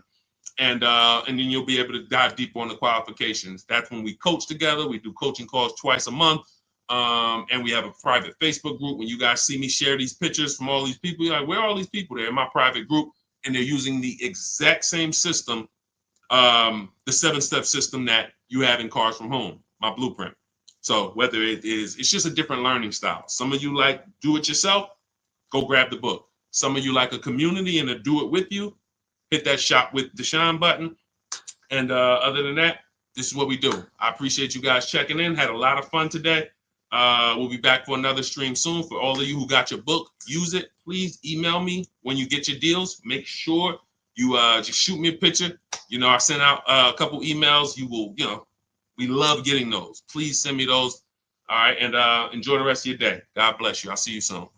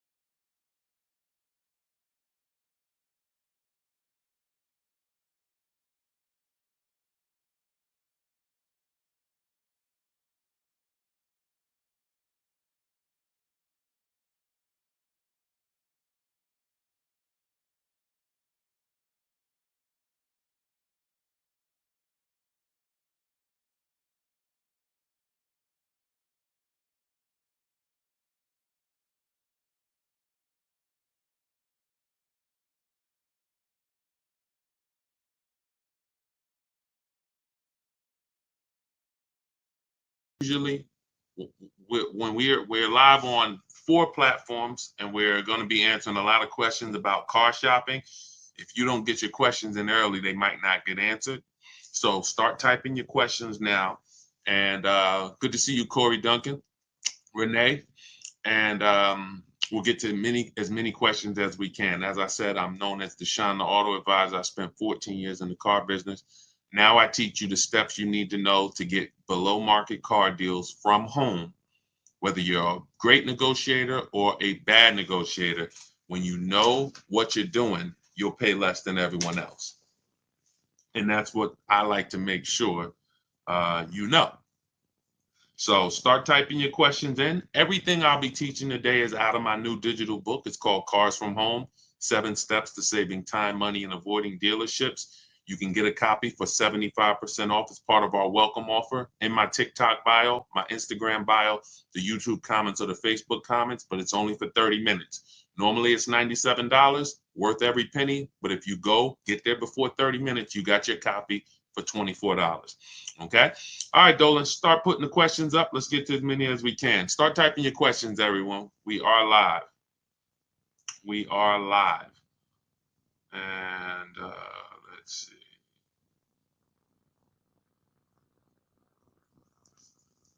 Go ahead, Dolan. We're ready for you. Okay, who would you recommend? Oh, that was the one I answered, manually before we came on. I see we got questions coming on Instagram. Yeah, we got a lot of questions coming in. So let's go. We did that one already, Dolan. I didn't really, I answered it, but I didn't answer it, I didn't, I called it out. What's the process of purchasing a car in the name of your business? Well, the biggest thing to understand is that nothing changes except who you're going to put the whose name is the car going in. That's the big thing. Whenever you're buying a car, leasing a car in the business name, you still got to shop. You still got to get the best deal. You still got to make sure you're not overpaying for your financing. You still got to make sure that you're getting the most money for your old car, not your trade. We don't trade. We like to sell these cars. So all of this stays the same. The only thing that changes is when it's time to buy the car, you ask, when they ask whose name is the vehicle going in, it's going in a business name. Depending on the type of deal, you might need commercial insurance, depending on what type of vehicle you're getting. But other than that, the process of getting a great deal in your business name, 95% of it is the same as getting a great deal in your personal name. Shopping multiple offers. Don't make a decision until you see at least 5 offers. You see a $5,000 price difference between the best offer and the lowest offer. You pick the best offer, you get out of the market. None of that's going to change, regardless of whether it's in your personal name or the business name. Okay, go ahead, Dolan. Now, there are people trying to teach you how to buy cars in your business name without personal guarantees and all of that. I don't teach that. But yeah, everything else is the same. People are overpaying like crazy buying cars in their business name. When is the best time to purchase a new vehicle? So there's no best time. It's a lie. It's marketing. And if you think about it, car dealers they've gotten us to do things that benefit them, regardless. Come into the showroom at the end of the month. It benefits us. Come into the showroom on the weekends. Benefits us. As long as you guys continue to go into the dealers are going to continue to be the same. When you guys stop going in and you start going to your computer, where we make our deals from. When you see me share people on this screen, people like Danielle, Greg, Bonita, Tope, Aretha, all of these people that you see me share throughout our streams, these people are making their deals from home. And that's where you want to be, because whenever here's what you want. You want a desperate deal. You want a deal that the dealer makes because they're desperate. They need to sell a car. They need to hit a unit.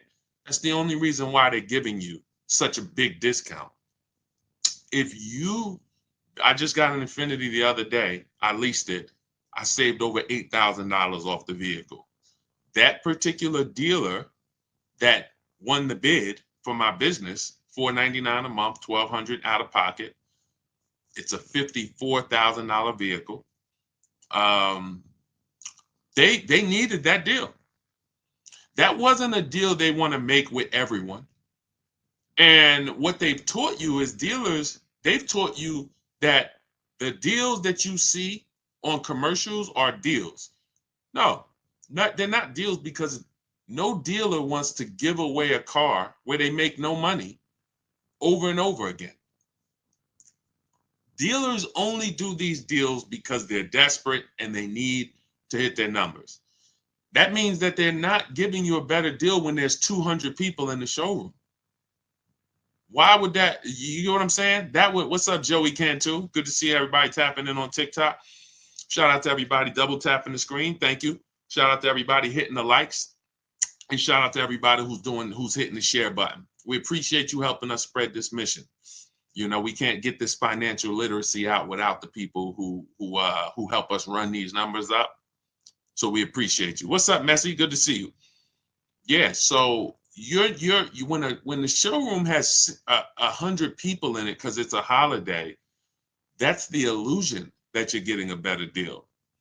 But no one's. Why would we need to give you a better deal when there's no desperation? We have people all over the place. We got 100 customers in here. We have more customers than cars. Why would we be giving you a better deal? But years and years of commercials have helped people think that they're going to come into the showrooms at the end of the year. They're going to come at the end of the month thinking they're getting a better deal. And that's fine. It works great for car dealers. But what we know is we position ourselves. Sometimes the first week of the month is the best deal. Sometimes the second week, when car dealers look around and they see they haven't sold a car and it's the 10th of the month. They got to, they got to sell 200 new cars. They're only at, 30. So they're behind. See, what they've taught you is every month at the end of the month, car dealers just need to hit their numbers. Every month at the end of the month, come on in because car dealers need to hit their numbers. So no dealers hitting their numbers on the 20th. No dealers hitting their numbers on the 25th. It's all coming the end of the month. Does that make sense? You get what I'm saying? Type a question mark if you're starting to think. This doesn't really make sense. You tell us to come into the showrooms at the end of the month. You tell us we're going to get a better deal. But then at the same time, the place is so full. You could tell us no. You could throw us out. And you're still going to win. The end of the month is the time where dealers name their price and they say, hey, take it or leave it. We got too many people in here. Listen, Mr. Duncan, we appreciate you, but listen, we got way too many people in this showroom. The price is $6.99 a month. That's the best we can do for you. Listen, I'm sorry if it's not in your budget, but we gotta, that's the best we can do right now. Now they're letting you go. See, the last thing they want you to do is shop their competition. They don't want you to shop their competition. So they're going to let you go knowing that you're not going to go shop. And that's how people just end up saying, well, I guess I'll just take whatever they're offering. There's no desperation. So that's why I want to, as we just pass through holidays and we're going into more holidays, I like to get that out the way. Let's get that out the way. Let's get the foolishness out the way about the end of the month, better deals. And you can explain this to people from now on. Whenever somebody comes and tells you, hey, end of the month, you just ask them, how desperate are the car dealers at the end of the month? If they're not desperate, they're not going to make good deals. It's simple. So what you want to do is you want to be positioned. You want to be positioned, reach out to these dealers, let them know who you are, and you want to have 2 dates. 2 dates. Every time you buy a car, 2 very important dates. Soon as date, this is the soonest date you can make a deal. You should not be talking to dealers about prices until you can make a deal. Second date is the no later than date. This is your deadline. This is your lease is up. You've used your extension. This is you need a car. You got to get to work. You want to have those 2 dates. And you want to be shopping in between those dates. You want to be positioned in between those dates. That's why we reach out to dealers early. We're having conversations with them. If you have a lead, I always like to see you shop for at least 3 months. At least 3 months, because the offers are going to change every month. The used car prices are going to change, and you can monitor those deals. So I wouldn't say there's a best time to purchase a car, but there's certainly a worst time. And I think the worst time is when you need it and you're desperate in the dealership and you're there when they told you to come. That's just my opinion. I have never, because you can't get anything done from inside the dealership. You just can't. Can you get offers from competitors from inside the dealership? Can you get offers for your trade-in from inside the dealership? Can you get offers for your loan from inside the dealership? No. That's why it's the worst place to be. Just talk to these dealers online, let them know what you're looking for, and then work your deals that way.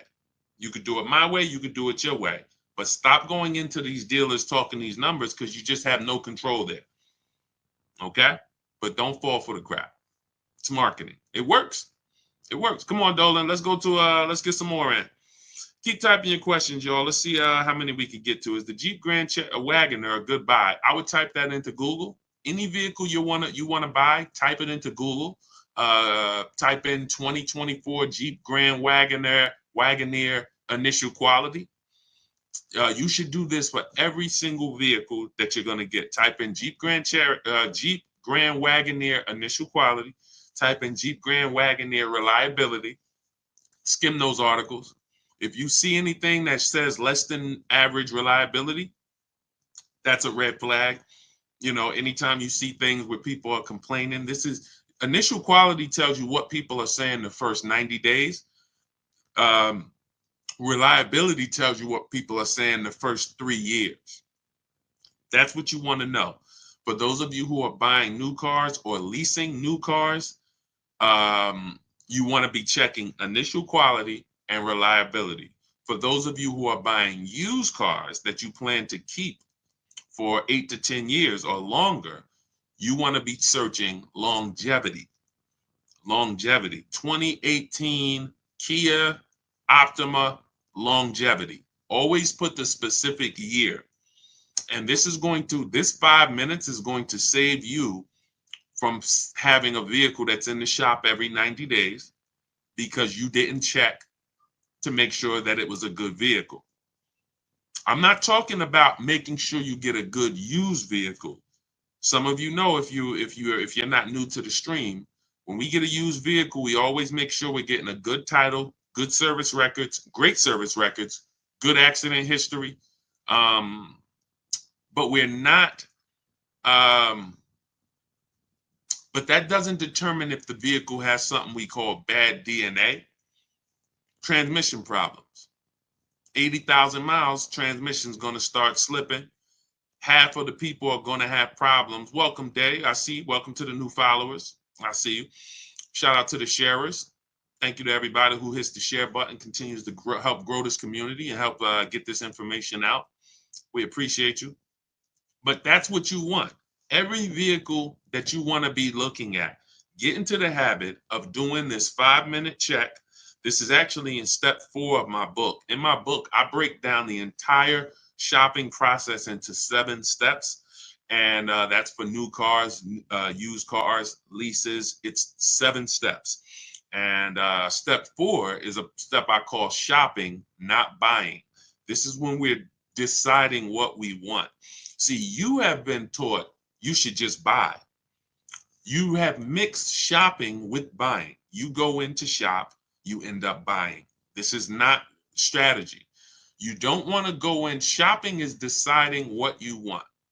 You're about to make a 5-figure transaction. 5 figures. Every one of you, for the most part, some of you may be getting cars under 10 grand. Some of you may be getting cars over 100 grand. But for the most part, most of you are about to make a 5-figure decision. And you're not spending enough time shopping. You're not spending enough time deciding what you want, which is why I continually get these DMs. Deshone, I got a vehicle. I had it for a year. I want to get out of it. Well, no vehicle is made to be purchased and then replaced a year later without losing a lot of money, 20% minimum of what you paid. Get people who pay cash, they don't do this. So go ahead. I know I went off on a tangent there, but I think you got to go. You do those checks: longevity, initial quality, reliability. Each vehicle, type in the year, type in the make, type in the model. Initial quality is the 90 days. Reliability is the first 3 years. Longevity is going to tell us what's happening with that vehicle in the long term. Transmission, engine issues, things of that nature. Okay? Get in the habit of spending that 7 or 8 minutes to check those things, and you don't have to ask people about their opinions on cars because we just don't have enough information. 60 million cars are sold a year. It's probably 100,000 Jeep Wagoneers out there. There's just not enough. No person has enough information to tell you whether that's a good vehicle or not. Okay, but Google definitely does. Go ahead, Dolan. All right, keep typing your questions, everybody. Good to see you, Paul. Good to see you, Lily. Good to see you, B. Haynes. Is it better to lease first and buy out? We never want to buy out our leases because the benefits of leasing are clear. Low payment, cents on the dollar. Let me show you what that looks like. So you look at Raphael. Raphael's driving a $46,000 Jeep Grand Cherokee. She's paying $549 a month, no money down. That means that's an incredibly low lease deal. It's a 1.19% lease. Some of you who lease may be familiar with the 1% rule. If your monthly payment is 1% of the MSRP or less, it's a steal. Incredible value. You're driving an expensive car for cents on the dollar. You look at somebody like India. India got a Hyundai. You guys can't see this on TikTok, but if you're on Facebook or YouTube or Instagram, you can see this. India got a 2024. She didn't like the lease program on the Corolla. She got a 2024 Hyundai Elantra, 36 months, $365 a month, no money down. That's an Elantra Limited. So it has all the nice features in it. It's not the base model. $365 a month, no money down. Some of you, you're better getting your child this instead of getting them a used car. You should be leasing them a car. But these are the benefits of leasing. Ansley, $58,000 vehicle, 2024. He's paying $554 a month, first payment down only. This is actually the same vehicle I got. I got a $54,000 one, $499 a month with $1,200 out of pocket. Infiniti QX60 Lux. I got the Pure, $54,000. So these are leasing. You drive a brand new car, cents on the dollar. The same car, some of you know, every $5,000 on a car loan is about how much per month? Let's see, who's new here? See if we got any people here that know the rules of what we teach, because a lot of what we teach here is principles. We do teach a lot of principles. Who knows every $5,000 on a car loan is about how much per month? We just want to drive the point home that you should not be on the fence about leasing or buying. I'm going to tell you why. We have a rule. It's step 1 in my book. It's called the 8-year rule. It says very simply, if you're not keeping your car, the next car you're shopping for, if you're not keeping it 8 years, you should be shopping for a below market lease. Thank you, Julie. $100. Thanks, Patricia. $90 to $100. Yes, MBG, $100.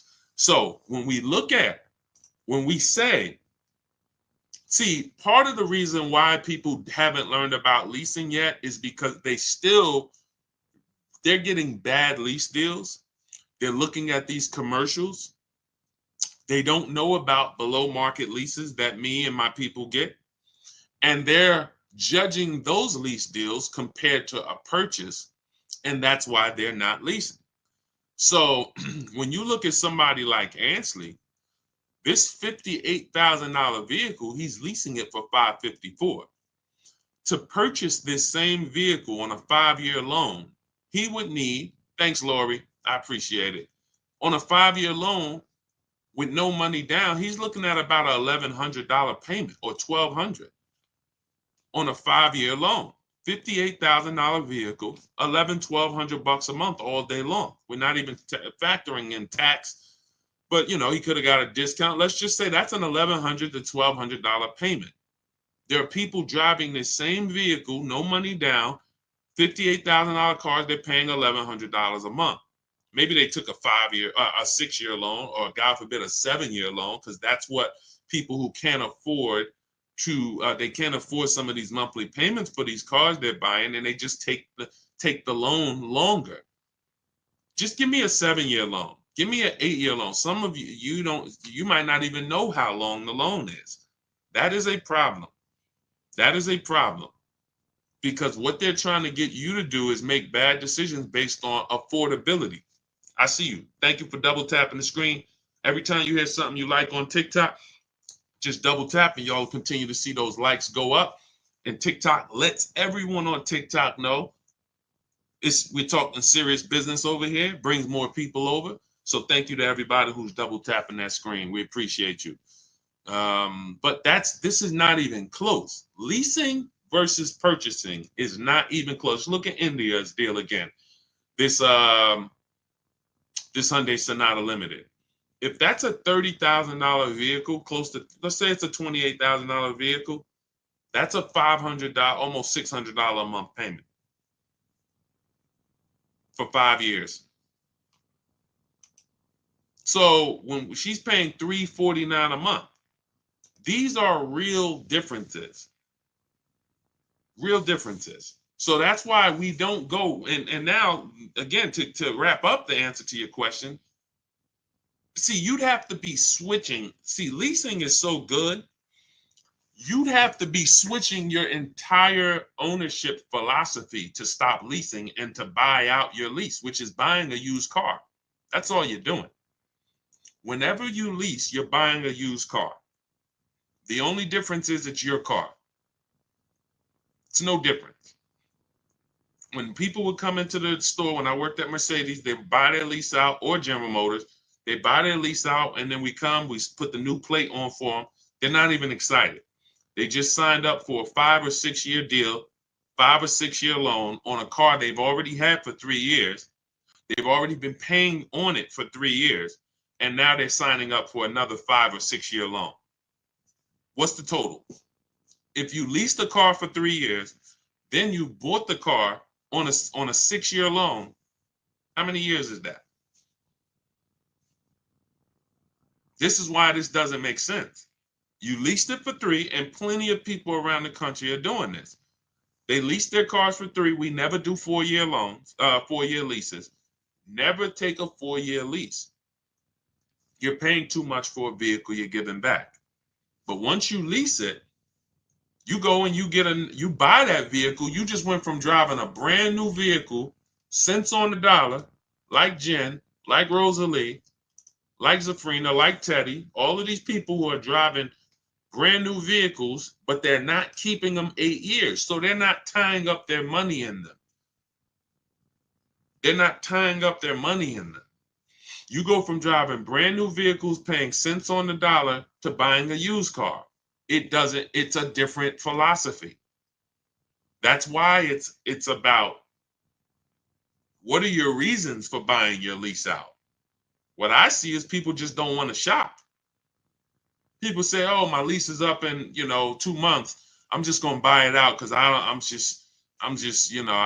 feel like doing the whole dealership thing. That's not a reason. That's not a good reason to make a bad financial decision.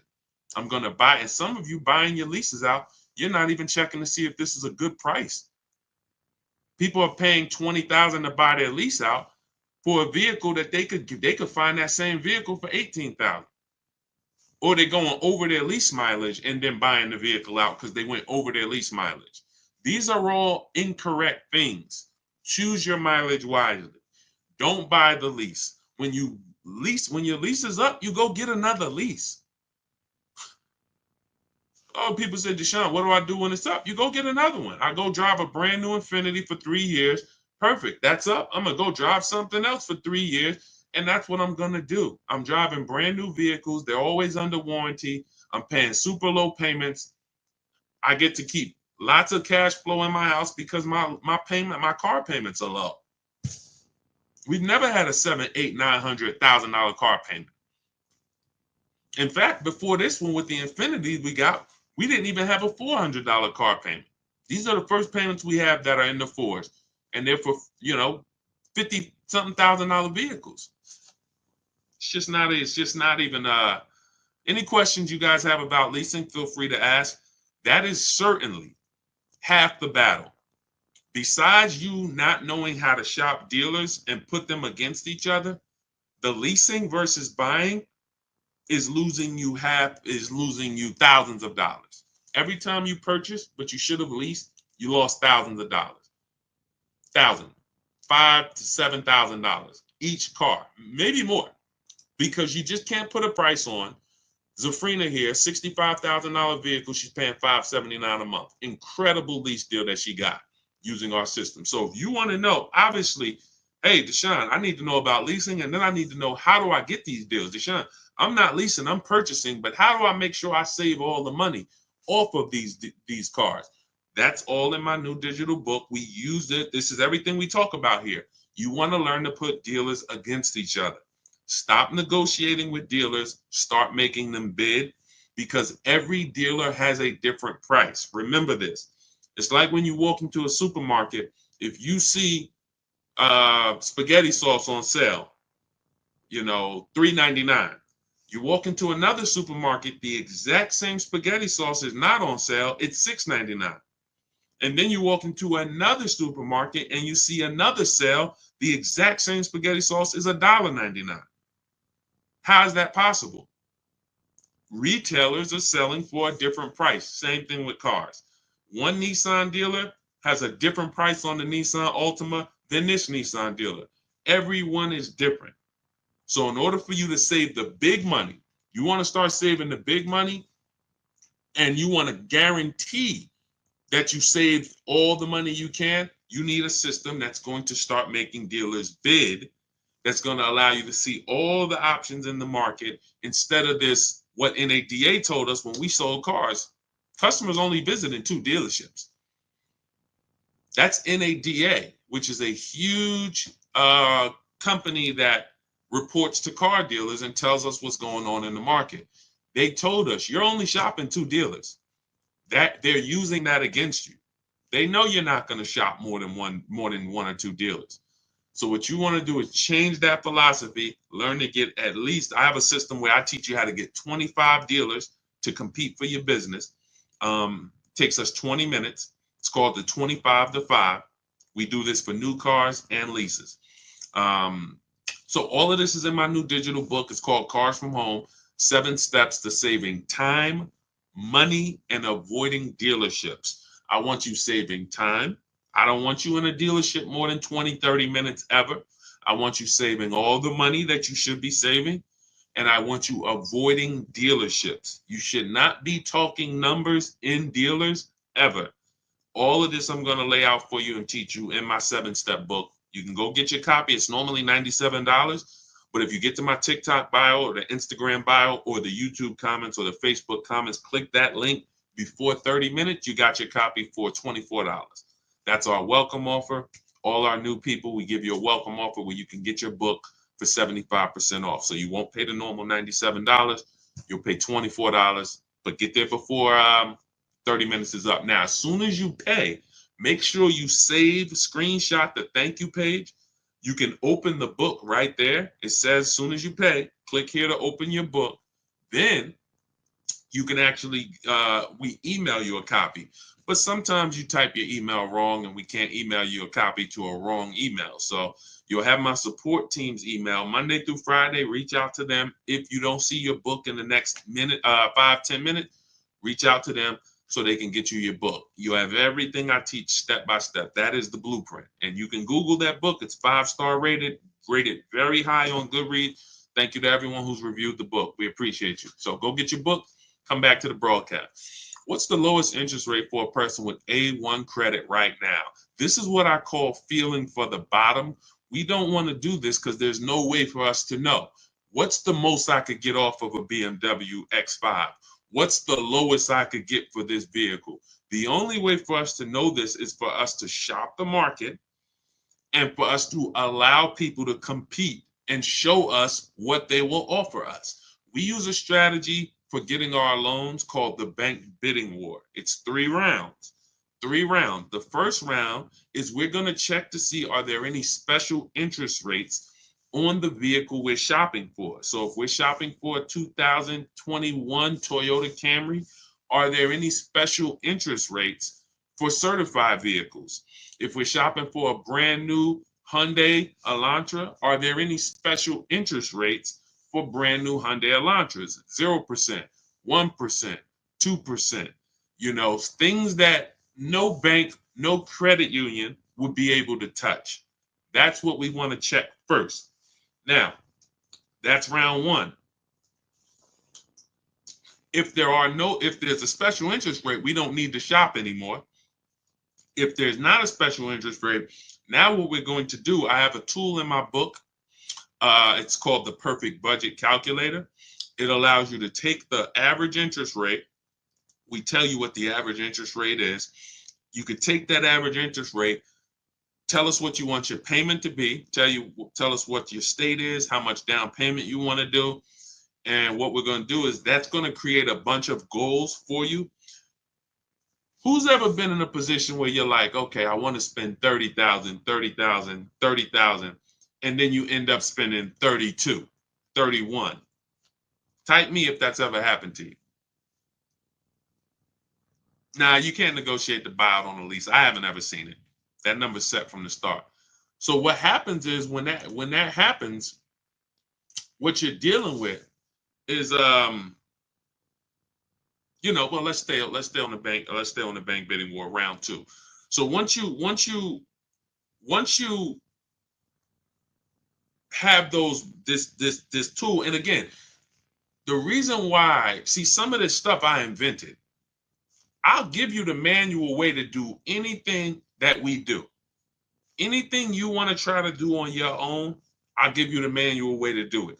We reach out to 25 dealers online. You could go and you can call around. I always tell you, ask for managers. Try to deal with only managers. If you don't want to talk to anybody, you use our system. But there are tools that we've created that no one else uses because we made them. So in my book is something called the Perfect Budget Calculator. That's going to give you multiple goals. It'll tell you if you get a 5-year loan, you want to do no money down, this is what you can spend on a car. And it takes into account the taxes, the fees, because that's where it usually gets you. You go in, you're looking at a $30,000 car, you didn't factor in those taxes, you didn't factor in those fees, right? Next thing you know, they're like, oh, well, you got $3,000 in taxes and fees.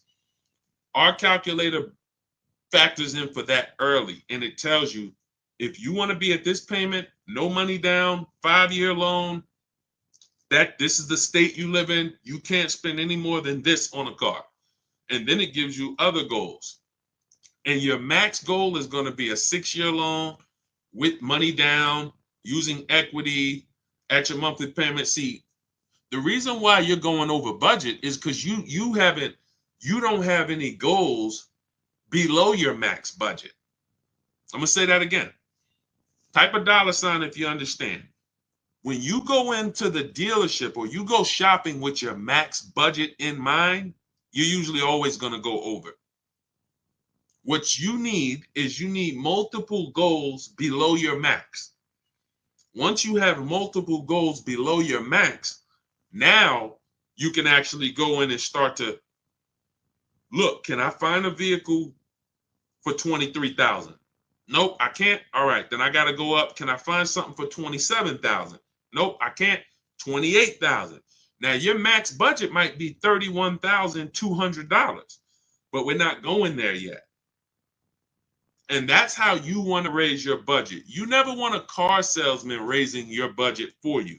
You want to raise your own budget. And in order for you to do that, you have had to set it. So I created it's called the Perfect Budget Calculator for those of you who are buying, purchasing cars. You plug that in, it's going to be your best friend. Now I have lease calculators and calculators we use for leases, calculators we use for used cars. But this is the stuff that when I say I want this book to be the most valuable book you own, top 3 most valuable books you own, I mean it. Those calculators alone are worth the price of admission to get your book.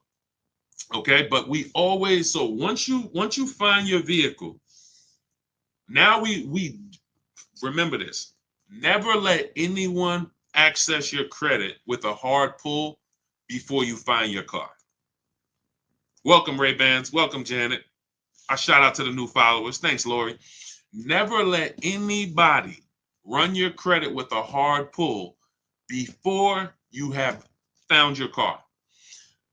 Once your credit is accessed with a hard pull, there's something called the rate window. The credit bureaus allow you to shop competitors. You can call, once you make your deal, you can call Bank of America and say, hey, give me an offer. Navy Federal, give me an offer. Chase, give me an offer. TD, give me an offer. You can let all these people run your credit. And at the end of the rate window period, it takes us 2 days to do it. it's going to have the same effect on your credit score as one hard inquiry. So when you go out and you find your car, you make your best deal, don't take the car. Don't say, oh, you want to take it today? No, there's a couple reasons you don't want to do that. First of all, especially if you have marginal credit. Sometimes the loan doesn't get funded. You got to bring the car back. But the real reason is if you're getting a loan, you want time to come home and shop your interest rates. That's the real reason. Put the car on hold. If you're not home already, you want to be home shopping interest rates. Or you're just going to buy the car and you'll always wonder, could I have gotten a better interest rate? It never goes away. I could ask you 3 years down the road, hey, you think you could have got a better interest rate on that?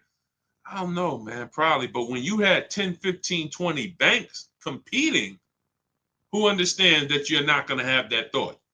You're not going to have that buyer's remorse. Hey, you think you could have got a better loan? Nah, man, I had 20 banks look at my credit. No, and then I gave the dealers banks a chance to see if they could beat it. I got the best rate. You see what I'm saying? You want to guarantee.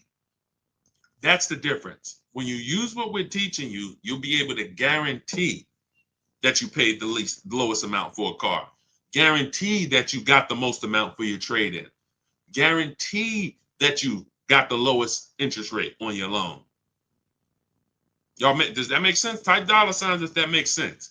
The world that we want you to step out of is a world where you had no assurance. You couldn't post your deal like Ansley and like these people I'm showing. Milligan. Look, Milligan saved $27,000 off a vehicle. It's doesn't even seem real. $79,000 electric Mercedes EQE. She got it for $51,300. Those of you who are on Facebook and Instagram, YouTube, you can see it. These deals don't come by accident. None of these people are posting their deals by accident. These come through strategy, making dealers bid, using the Cars from Home system. Cars from Home, this is where your power is, at home. This is where you make people compete, at home. You use this thing that God gave us called a computer, and you use it for your advantage. And you're gonna be blown away by how empowered you are when you actually start shopping for cars the way you shop for these other things in life. You use the internet to shop for everything else, but when it comes to cars, you're not using it effectively. You haven't been taught how to shop for cars effectively using the internet.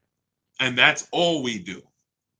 We will never go in and spend more than 30 minutes in a car dealership negotiating or anything. We're not even ever negotiating in a dealership. You want your deals to be made from home. Whenever you're negotiating in a dealership, you're putting yourself in a position where someone can waste your time. You can't see the market. You can't get competitor offers. Nothing good happens in the dealership. All right, so that's the process we use, the bank bidding war process. Every other process to get your car loan is going to lead to buyer's remorse. It's always going to lead to, did I do the best I could have? When you get the bids, soon as you get my book, you get a blueprint called the Bank Bidding War Blueprint. I haven't combined it into my book yet, but for those of you who are getting you're financing your next car, it could be a used car, it could be a new car. But for those of you who are going to be financing, you want to use the Bank Bidding War. That's going to be your only way to guarantee that you got the lowest loan in the market and you paid the lowest interest in the market. Okay, so all of this is in my new digital book, Cars from Home. For those who just jumped on, it's a digital book, so it could be in your inbox in literally 3 minutes. It's normally $97. Part of my welcome offer, you can get your copy for $24, but it's only for 30 minutes. You got to get to my TikTok bio, the Instagram bio, the YouTube comments, or the Facebook comments. Click those links. You'll see as soon as you click, has Get Deshone's new book, 75% off. As long as that timer hasn't hit 0, you got yours for $24. Once the 30-minute timer hits 0, the price does go back up to $97. And it's worth every penny. You can Google the book. You can read about it on Goodreads. You can see all the people who've reviewed it. But as part of my welcome offer, I would like you to, $24 is better than 97. So go grab your book, come back to the broadcast. As soon as you get your book, make sure you screenshot the thank you page. That has my support team's email. Some of you, you're typing very fast. You don't realize you type your email wrong. We can't email your book to an incorrect email. So Monday through Friday, you can always reach out to my support team if the book is not there in the next 5 to 10 minutes, and they'll get you your book. Make sure you check your spam too. Sometimes it does go to spam. And lastly, for those of you who want to work directly with me, if you qualify, we have a button that you can press in those links that says Shop with Deshone, and you can see if you qualify to shop for us to shop together. I've been shopping with people all around the country since 2021. So you can go to those same links. You see me sharing a lot. You see me sharing a lot of people in my Facebook group. It's the same system. It's just everyone learns different. Some people like a do-it-yourself system. Give me the do-it-yourself, Deshone. I'm going to follow the blueprint. That's my book. Some people like a done-with-you solution. You want a group of people. We have 2,000 people that came before you, 1,500, 1,600 people in our Facebook group, coaching by me. If you want to learn that way, videos instead of the book, you'll be able to watch 3 to 5 minute videos that I made. You can click that button that says Shop with Deshone. But again, everyone won't qualify for that program. But I don't care how you get it, just get it. I don't care how you pay less than everyone for cars, just pay less than everyone for cars. That's all that matters to me. That's why we make the information, we put it everywhere. Get in where you fit it. Go ahead, Dolan.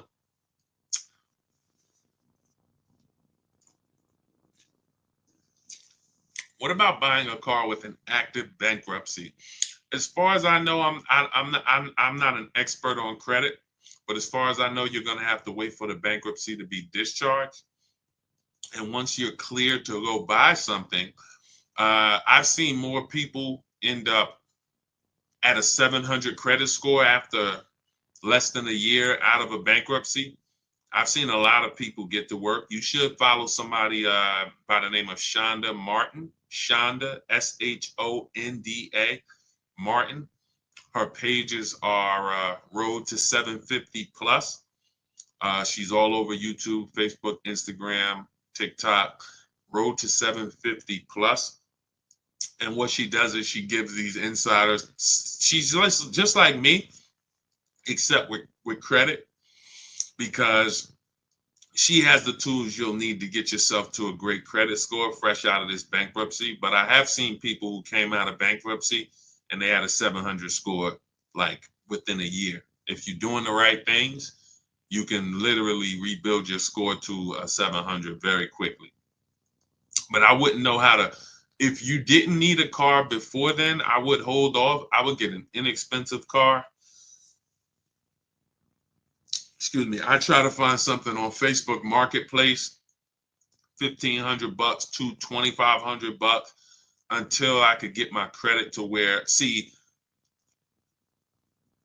if you don't have the credit right now, most people are going out to flex, and they shouldn't be going out to flex. They should be setting themselves up. In my book, I teach a strategy for you got to know, are you keeping your car long term or not? If I'm keeping my car 8 to 10 years, but I have bad credit, that's not a hard fix. I got to get a great price on the car, and then I'm going to refinance the loan. Now that's easier said than done. That's why we have a book about it. You have to get a great price on the car because oftentimes people with bad credit, they're taxing you on the car and the loan. You're overpaying for the car and the loan. And so, if you're there's nothing wrong with overpaying for the loan because you don't have good credit, but you need to get a great price on the car. And I know you may have not been taught to separate these things. Another thing we do with the Cars from Home system that we teach is we separate our transaction. Who you buy your car from, that's different than who you're going to get your loan from. That's different than who you're going to sell your old car to. Some of you, who's given a dealership 3 transactions? You bought a car from them, got a loan, traded your car in. Type me. If you've ever bought a car from a dealership, they got you the loan, and you traded your car into them, type me. Dush's, I see you on Instagram. It's in my Instagram bio. Click the link that's in my Instagram bio. There's a website there. Click that link. Come on, everybody, lock in. Lock in. I forget. Now I forgot the question that I just asked. See, sometimes I get to read in comments and then I forget the questions that I asked. What's up, Hi Taylor? Okay, we're talking about separate. Okay, yes. If you guys have, so who's bought a car, traded in a car, and got a loan from the dealership? Let's see, who's going to be honest? Sometimes people don't like to be honest because they think we're going to talk about them here. But we're using you for a real example.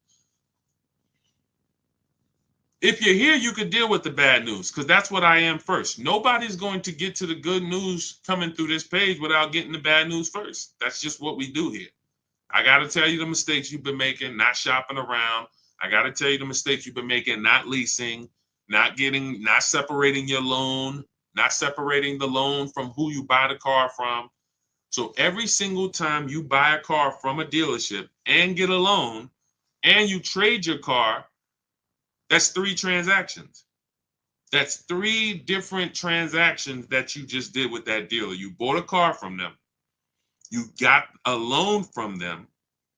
See, there's people in the loan business, they don't sell cars. Think about that. There are people that are in the loan business, they do not sell cars. All they do is sell money. They don't have a car to sell you. They just want to give you a loan. Don't you think you should give them an opportunity? Yes or yes? Come on, stay by your keyboards. I know the people that are getting the most out of what we do here because you're always the most active. Some of you can't always type, but some of you who are active, I know you get the most out of what we do here. So when you look at there's companies that only want to give you a loan. We need to get their offers. Now, the third transaction is for those of you who've traded in a car. You've traded in a car. We don't trade because when you trade, you can't get bids. We get bids. We don't trade cars. We like to get our car on the market, on the online market, see companies like CarMax, Driveway, Carvana, AutoNation, Car Guru. These companies will write a check for our car, cut us a check the same day. So those of you who are just going into the dealer saying, hey, what will you give me for my old car? You're losing thousands of dollars. You're not putting your car on the open market where the buyers are. This isn't private party sales. This isn't Facebook Marketplace. These are companies that come, look at the car, inspect it, they go and cut a check. This is what we need to be doing. This is why we make the big money. Where's Michelle's deal? Michelle, and then you could always give the dealer a chance to match it. Where's Michelle's deal? $12,000. Look, $12,000 she was getting from Carvana. She was going to sell her car to Carvana. She ended up making a deal on her Honda Pilot, $597 a month, no money down. Look, and the dealer ended up matching the $12,000 equity. There's nothing wrong with that.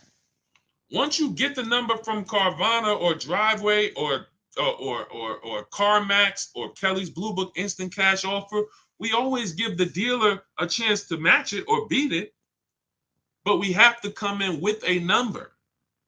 Same thing with the bank bidding war. When we getting our loan, we always get a loan. We give the dealer a chance to beat the loan, but we have to have an offer. Everything that you want to be buying when it comes to your car, you want multiple offers. My 2 favorite words. I love them. I'll put them on a shirt if I could. Multiple offers is how you save the big money without even trying. I got $8,000 off this Infinity truck it took me 90 minutes to do. I went and picked up the vehicle weekend before last. It's easy. Because I'm sitting here, I'm talking to 25 Infinity dealers by email, not by phone. So you don't have to worry about, oh man, Deshone, you're going to teach us what to say. No, I'm going to teach you how to type. Once you learn how to type, you don't have to worry about what to say because you're just going to use my templates. I have all the emails written. I got all the templates written. You know, all it is just knowing what to say when dealers ask you, hey, when can you come in? When can I get you on the phone? Hey, we only are in person. You know, all the stuff that dealers are going to ask you, that's what my scripts are. Hey, we don't do quotes online. All of this stuff. I know because I used to work. I used to have to send those same emails out. It's nothing new. So yeah, that's it. That's it. I would focus on, you know, getting your loan separate. I know I was talking about with bad credit. If I'm keeping a car long term, but I got a bad loan, that's a refinance issue. That's a refinance issue. I'm paying 20%. 2 years from now, my credit's 750. I refinance down to 6%. I'm keeping my car. But you have to make sure you get a great car. Now, let's say you're not a long-term person, fresh out of bankruptcy. You're like Deshone, I'm not keeping a car 8 years at all. Then you should be shopping for a lease. Now, you can't qualify for a lease right now. So the first thing you want to do is shop for an inexpensive loan. I call it a smart car. The least expensive car you can get a loan on. $7,000 to $10,000 loan. Something that your payment, again, this is not a flex. Deshone, I'm gonna get a $10,000 car. That ain't gonna be what I like. It's up to you. You can set yourself up to lease in 2 years, or you can set yourself back. Everybody with bad credit want to go out and flex. You're not gonna be close to leasing in 2 years. You go out, you get a $10,000 car, something small, something affordable, dependable, something that was 24, 25,000 brand new, Hyundai Elantra, you know, Ford Focus, you know, something in that small category. You get something for 10,000, it's not going to be too old. You pay that payment for 2 years, you flip into a lease. Fix your credit. It's easy to fix your credit when your car payment is $250 a month. You go and get that expensive Dodge Charger you want, you're going to spend $650 a month for it. Your credit ain't getting fixed. Same money that you could have been putting into fixing your credit is now going into your car and insurance. That's why if you can't get a lease, if you can't qualify for a lease, you should be getting an inexpensive car, $10,000 loan, get something small, dependable, build up a solid payment history for 2 years, and then you trading out of that into a lease. Don't need a car right now. Do you think interest rates will come down soon? You know, Juliana, it's no way for us to tell. That's why we just want to make sure we're shopping lots of banks, because we don't know what the bottom is when it comes to interest rates. So I of course I hope, but until I hope interest rates come down, but even when they do, we still need to be shopping. There's so many banks out here and credit unions. If a bank tells you your rate is 7.9%, what's to stop you? How do we know that that's a good rate? We don't. The only way we know it's a great rate is if we shop around, we get 5, 10, 15 offers for our rates. Now we know 7.9 was the best because everything else is higher. You see what I'm saying? That's the difference. Go ahead, Dolan. What's the highest doc fee you've seen? $8.99. It's a little obnoxious. Unfortunately, sometimes, you know, some of the dealers, if they win the bid, they might have a higher doc fee. But yeah, that's usually, and again, whether it's a used car or a new car, once they win the bid, if they're the best priced car, if they have the high doc fee, it doesn't matter. They're still the best. Okay, go ahead, Dolan.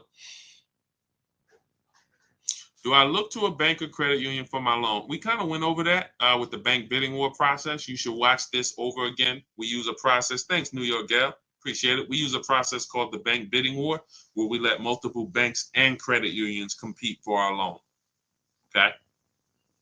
And we shop in a way where the credit unions allow us to do that. I mean, the credit bureaus allow us to do this. Can you negotiate the buyout on a lease? I haven't seen it. Usually, see, because that has nothing. This is what I tell you: when who's had a dealership call you and say, "Come, bring your lease back early. We'll get you out of it." Who's had a deal? Who's had a dealer? Who's getting calls or emails or letters saying, "Hey, come on in. We'll get you out of your lease early." Who's getting those letters or calls? Let's go. Type fast. If you're getting those calls, this is why. Okay? They're predictable. They're predictable. It's always when people tell you they're getting you out of your lease early, it's not even between them. It's between you and the bank. You owe the bank a certain amount of money. In order for them to get you out of the lease early, they have to pay off that money. It's that simple. If they're trying to get you out of that lease early, but they're not paying off that loan, what they're doing is they're rolling over the remaining balance to your new car. So let's say you got 4 payments left on your lease. You go into a dealership, they get you out of it, you go into another lease. Whatever your new lease payment is, if you didn't have those 4 payments, it would have been lower. So you might say, Deshone, but I could afford it. It's $500 a month. But if you didn't have those 4 payments, it would have been $425 a month. Those 4 payments are in the new car. And what they depend on is the fact you're desperate and you're not going to see those numbers and you're not going to care about it. But the fact is, when you roll out of your lease early and you say, all right, well, I got 6 payments left. I'm just going to go in and get out of this thing. That money does not disappear. And the worst part about it is your next 3-year lease, you're actually you're paying for that old vehicle in the new one. So you're driving this new car around, but some of it is your old car that that balance, those 4 payments that you had to roll over. So that's why we're not big on getting out early unless it's a penalty we're trying to avoid. Then we'll consider getting out early. But that's between us and the bank. It's not the dealership. The dealership knows nothing about the car and it's the bank's car. That's why when they say, oh, we'll get you out, they're lying to you because it doesn't even belong to them. The car belongs to the bank. And most times, again, like I said, they just want you to come in, so they'll roll these over. That's why we do an equity assessment ourselves. Step 2 in my book. First step is we need to decide whether we're buying versus or leasing. That's the 8-year rule. It's very simple. Are you keeping the next car 8 to 10 years? Yes, you buy. No, Deshone, definitely not. Then we should be shopping for a lease. A below market lease, not a regular lease. So once you make that, second thing we do is equity assessment. What is an equity assessment?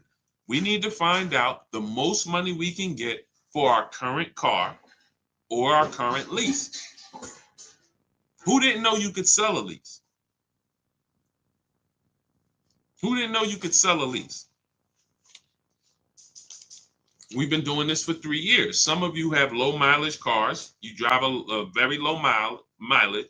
You may have equity. $3,000, $4,000, $5,000. During the pandemic, we were helping people make $7,000 to $10,000 selling their leases. It was unbelievable. That's over. But there are still some people who have vehicles with high resale values and have vehicles with low miles that they're selling their leases. But this is what we do. We do an equity assessment ourselves. We don't let a dealer tell us anything. The dealer says my vehicle is worth this. No, we don't believe that. Like, what if they're lying? Oh, yeah, I didn't think about that. We do. So we need to verify what we can get. When you look and you do your own equity assessment, which I'll teach you how to do, takes 20 minutes. You get these 6 offers. You can see, wow, I see I could buy my lease for $20,000. Somebody wants to pay me $22,000. That means I could get out. You don't need a dealership to tell you, oh, because some of you are going to see, wait a minute, It don't look like I could get out my lease early, Deshone. I says I owe 20, but I'm only getting offers at 18, but I owe 20. Yeah, that means you got to stay in it until the end. You can't break the contract. Oh, so what if I call the dealer? If you call the dealer, they're going to put you on a car. It's not even a question. A dealer is never going to say we can't put you on a car unless it's a negative equity, too much negative equity, or credit is way too bad. But a dealer, thanks New York Gal, a dealer is never going to say, nah, this is not that's why I got in trouble every now and then, because I used to tell people, hey, give it a second, wait, let's talk in 2 months. And they used to say to me, why'd you let them leave? I'm like, listen, I think we can make a better deal for them in 2 months. Yeah, we could force something now, but why do we force it now? And that's the thing. They would rather force a deal, have you say, oh yeah, well, that's good, versus let's just wait 2 months for a much better situation. So these are the things when you're dealing with me, this is how we move. And anybody who knows me in New Jersey, they'll tell you this is the way I've been. I have not changed. When I worked for Mercedes, it was the same way. Somebody came in, tried to buy their lease out, I'm trying to slow them down and talk them out of it. What are you doing this for? This is a horrible idea. Somebody came in and they kept buying their cars and they should have been leasing. I'm talking to them. Hey, you know you're spending a ton of money. You could be leasing. And a lot of those people who are open to financial literacy, they listen. But that's the way I've always been. When you take this car buying thing seriously, you're gonna see how much money is in it. The people who don't take it seriously, you don't know how much money you're losing. You don't know you're losing 5-10 grand every single transaction. You don't take it seriously. But there's no way you're gonna get the results that we get. Danielle, Greg, 1% lease. Bonita, during the pandemic, $600 a month on a Kia Telluride. People was paying $800 a month for these during the pandemic. Look, $54,000 BMW 690. Sean's $20,000 discount off his F-150 Lightning. These are the things these things don't happen by accident. So those of you who are like, Deshone, I don't want to remember all of this. You went over a lot. I know I'm not going to remember all of this. Grab the book, grab your blueprint. That's my copy. That's Cars from Home, my new digital book, 7 steps to saving time, money, and avoiding dealerships. Cars from Home, 7 steps to saving time, money, and avoiding dealerships. You don't have to remember any of this. You'll have everything in a step-by-step format. First step is the most important question. It's the 8-year rule. As soon as you open the book, the first thing you are trying to decide whenever you buy or lease a car is 8-year rule. Am I keeping it 8 years or not? If I'm not keeping it 8 years, I'm shopping for a lease. It's just too cheap. The prices of these leases that we are getting are too cheap. Nobody can compete with, no buyer can compete. I don't care if you buy used, I don't care if you buy new, you cannot compete with below market lease deals in the short term. In the 8 years, you'll win. Once you get to 8 years, yes, you won. You paid all of that money, paid off your car. Now the depreciation is cooled off, you won. But in the short term, the leasing person is always going to win. Always going to win. Ansley, $554 a month, $58,000 car. He's winning. A person who's purchasing this vehicle is spending $1,200, $1,100. Even if they bought a used one, they're still spending $800. You see what I'm saying? So step 1 is always the leasing versus buying question. Thanks, New York Gal. Appreciate you. Step 2, equity assessment. For those of you who have a vehicle that you'll be replacing or a lease that that's gonna be expiring, we have to do an equity assessment on that. See how much money, can we pull any money out of it? Is there any equity? Then we move into deal-focused budgeting. How do we know a deal? How do we know a deal when it appears? Then we move into shopping, not buying. This is when we do our test drives. This is when we decide what we want. Many of you, you're not spending enough time deciding what you want. You're letting people rush you to make a $50,000 decision. This is not what we do. Step 5, we move into the market. We start getting offers. If you're buying a used car, I'm going to show you how to use my marketplace strategy, where you see the entire market within 100, 150 miles of you, and you're going to narrow it down based on title history, service records, accident history. I'm going to show you how to get the original price of the car, We do that in a couple different ways. You need the original price so you can see what's in the car, and so you can see how much discount you're getting off the original price. This is our used car strategy. That's all in there step by step.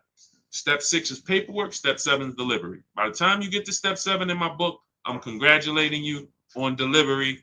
Either they're delivering the car to you or you're about to go pick it up. That's how it is. And it's in there for leasing, purchasing, new cars, used cars, high mileage drivers. It's all in there.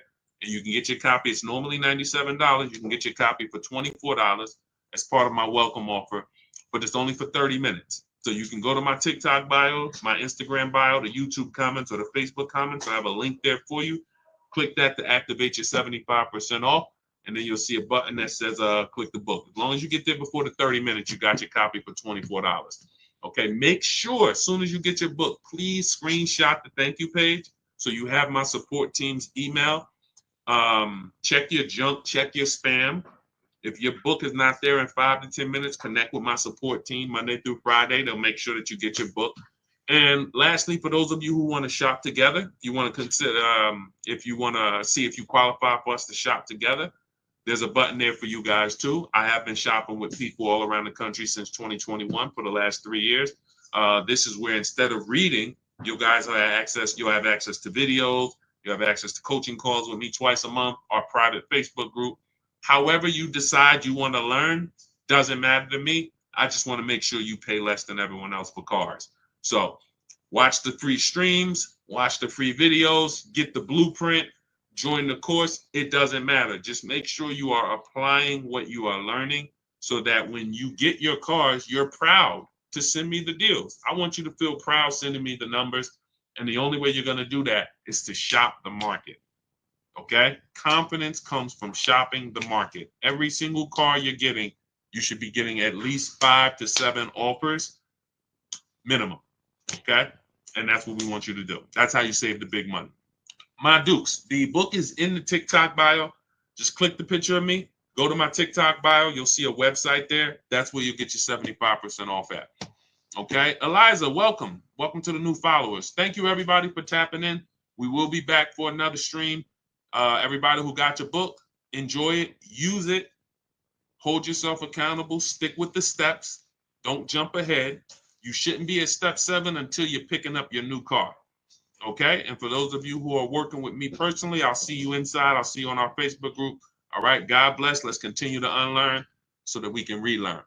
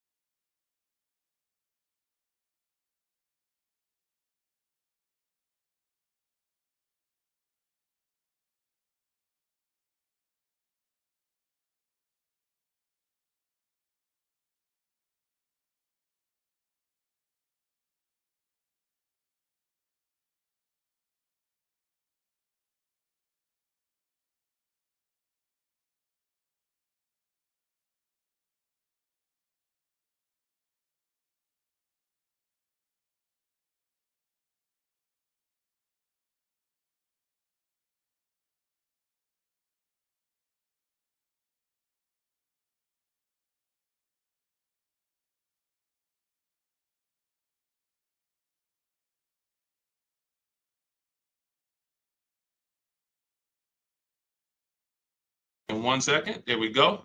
All right, let's talk about how we're going to get cars for less than other people are paying them. We are live. My name is Deshone. I'm publicly known as Deshone, the Auto Advisor. I want you to start typing your car shopping questions. Any questions you have about buying, about leasing, about getting good prices, quality, type them below. We'll get to as many questions as we can in the next hour. What's up, They Love Lady B? Good to see you. Welcome to the new followers. Shout out to the sharers. Everybody who shares this broadcast, thank you. We appreciate you. Start typing your questions in, and we'll get to as many as we can. I spent 14 years in the car business. For those who don't know me, I've been on the internet teaching since 2021. We've helped thousands of people around the country pay less than what everyone else is paying for cars. That's the name of the game. That's the only thing that's important. Okay. All right. I see we got a couple questions coming in from TikTok. You guys can, Dolan, you can start bringing some of these questions in. Everybody, no matter what platform you're on, type your questions. We usually like to get to questions early because the more longer we stay on, the more questions come. And now, we can't always get to your questions. So is Nissan going out of business? I haven't heard that. Let's see. I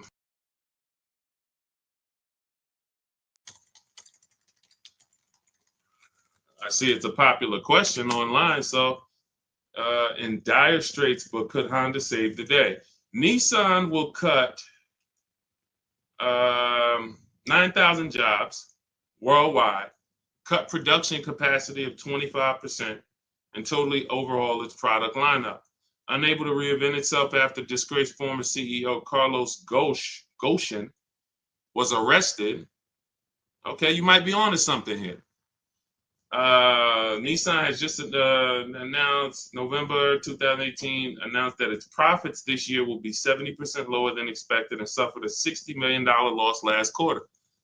We'll see.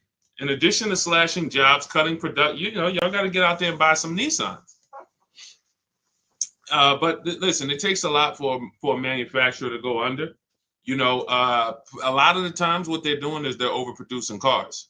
They're just making way too many cars for the amount of sales they have, and then they end up having to subsidize and give them away, rebates, incentives, low interest financing, and they end up, I guess, netting a loss when they do this stuff. So, they're going to go down. Remember the days, who remembers you used to walk into a car dealership, it was 200 cars in the back. When I worked at Mercedes, we literally, almost every deal I worked at, whether it was GM, or whether even the Lexus deal, I worked at a Lexus dealer for a couple months, and it just always had like 200 cars. Who remembers that? I don't go into dealerships to buy cars now, so I don't know what their inventory looks like. But this is more reason why you guys need to learn how to negotiate from home and start to put dealers against each other, because they are going to use this against you. When you walk into that dealership, they're going to use the fact that production is low. That's why when we're home, we're talking to 25 dealers. It doesn't matter what one dealer says. So no matter what dealers go out of business, no matter what, the name of the game is staying home, putting dealers against each other so that you pay the best price. I don't care about anything else. I don't care if it's 20 dealers in the country or 2,000. I'm calling the 20. We're putting them against each other, and we're going to find out which of the 20 is going to sell the car for the lowest price. That's the name of the game. Nothing else matters.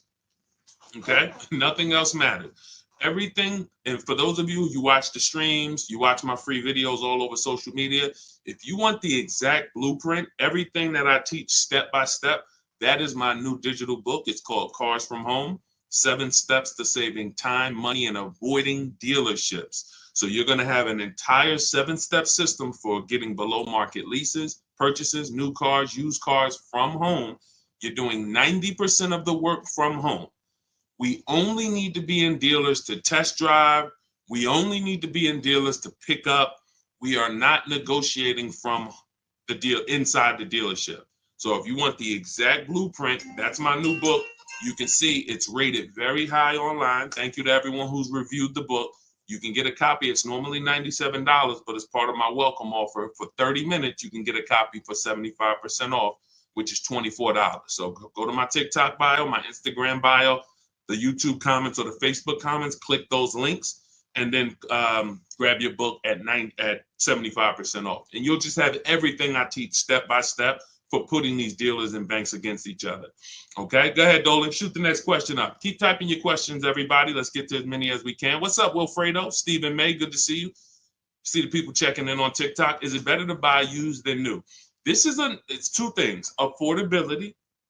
Can you get everything you want in a new car, everything you need in a new car, and be under your budget?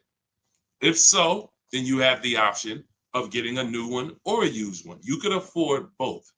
Some people can't. Some people say, I need a 3-row SUV. I want it to have leather, remote start, navigation. I want it to be in a luxury class. And I can't get all of that. I can't get everything I want in a new vehicle for my budget. And they end up buying pre-owned.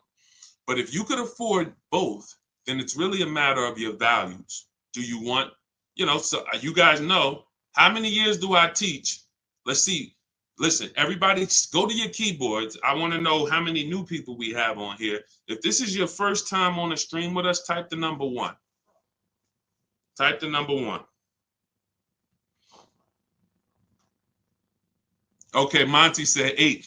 You know the question I'm about to ask the next time, Monty. It's not fair. That's not the question that I'm asking. I'm asking who's new. Ernest, welcome. Shout out to all the new people. Everybody who's new, who's typing a 1. If this is your first time on a car shopping stream with us, type a number 1. Type 1. Rolito, good to see you. Erasmo. I'm sorry, I probably butchered your name. Forgive me. Carmen, welcome.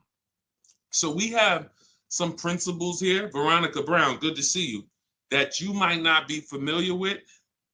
And one of them is something we call the 8-year rule. The 8-year rule says if you're not buying cars to keep 8 years, you should not be buying cars. You should be shopping for a lease. You're going to pay a lot less as long as you know how to get good lease deals, structure them correctly. So if you are buying your vehicle, then I'm assuming you're keeping it 8 to 10 years. So some of you might say, well, I only buy a new car every 10 years, Deshone. I'm going to just buy a new one because I don't want to buy it used. That's fine. So this is not the question of new or pre-owned comes down to 2 things: budget and then values. If you could afford both, then ask yourself, do you want to get a great deal on a brand new one, save all the money you can on a brand new one, or do you want to knock 20, 30, 40% off the price, shop for a pre-owned? You're not going to get the latest. You're not going to have the, full warranty, but you will knock 20, 30, 40% off the price. That's a matter of values. Okay? There's no right or wrong there. Okay? Go ahead, Dolan. Let's go, everybody. Keep typing your questions. This is Car Shopping Questions and Answers. I'm your host. I'm known as Deshone, the Auto Advisor. I spent 14 years in the car business, and for the last 3-4 years, I've been online teaching people how to pay less than everyone else for cars, new cars, used cars, and leases. And we do 90% to sometimes 100% of our deals from home. That's why our entire system is called Cars from Home. All right, bad credit. Can I still get a car? I have a full-time job. It's my student loans messing me up. Sure. You just need, so first thing you want to do is separate your transactions. What does that mean? Anytime you buy a car from a dealership, you've done business with them. That's a transaction. Anytime you get a loan from a dealership, that's a transaction. And anytime you sell your old vehicle back to them, you call that trading, but you're actually selling the vehicle back to them. That's a transaction. So in order for you to get a great deal, the first thing you're going to have to do is start separating the parts of your transaction. So we separate those 3. Who we buy our car from is different than who we get our loan from. That's different than who we sell our car to. Because if you trade your car into a dealership, they give you $10,000.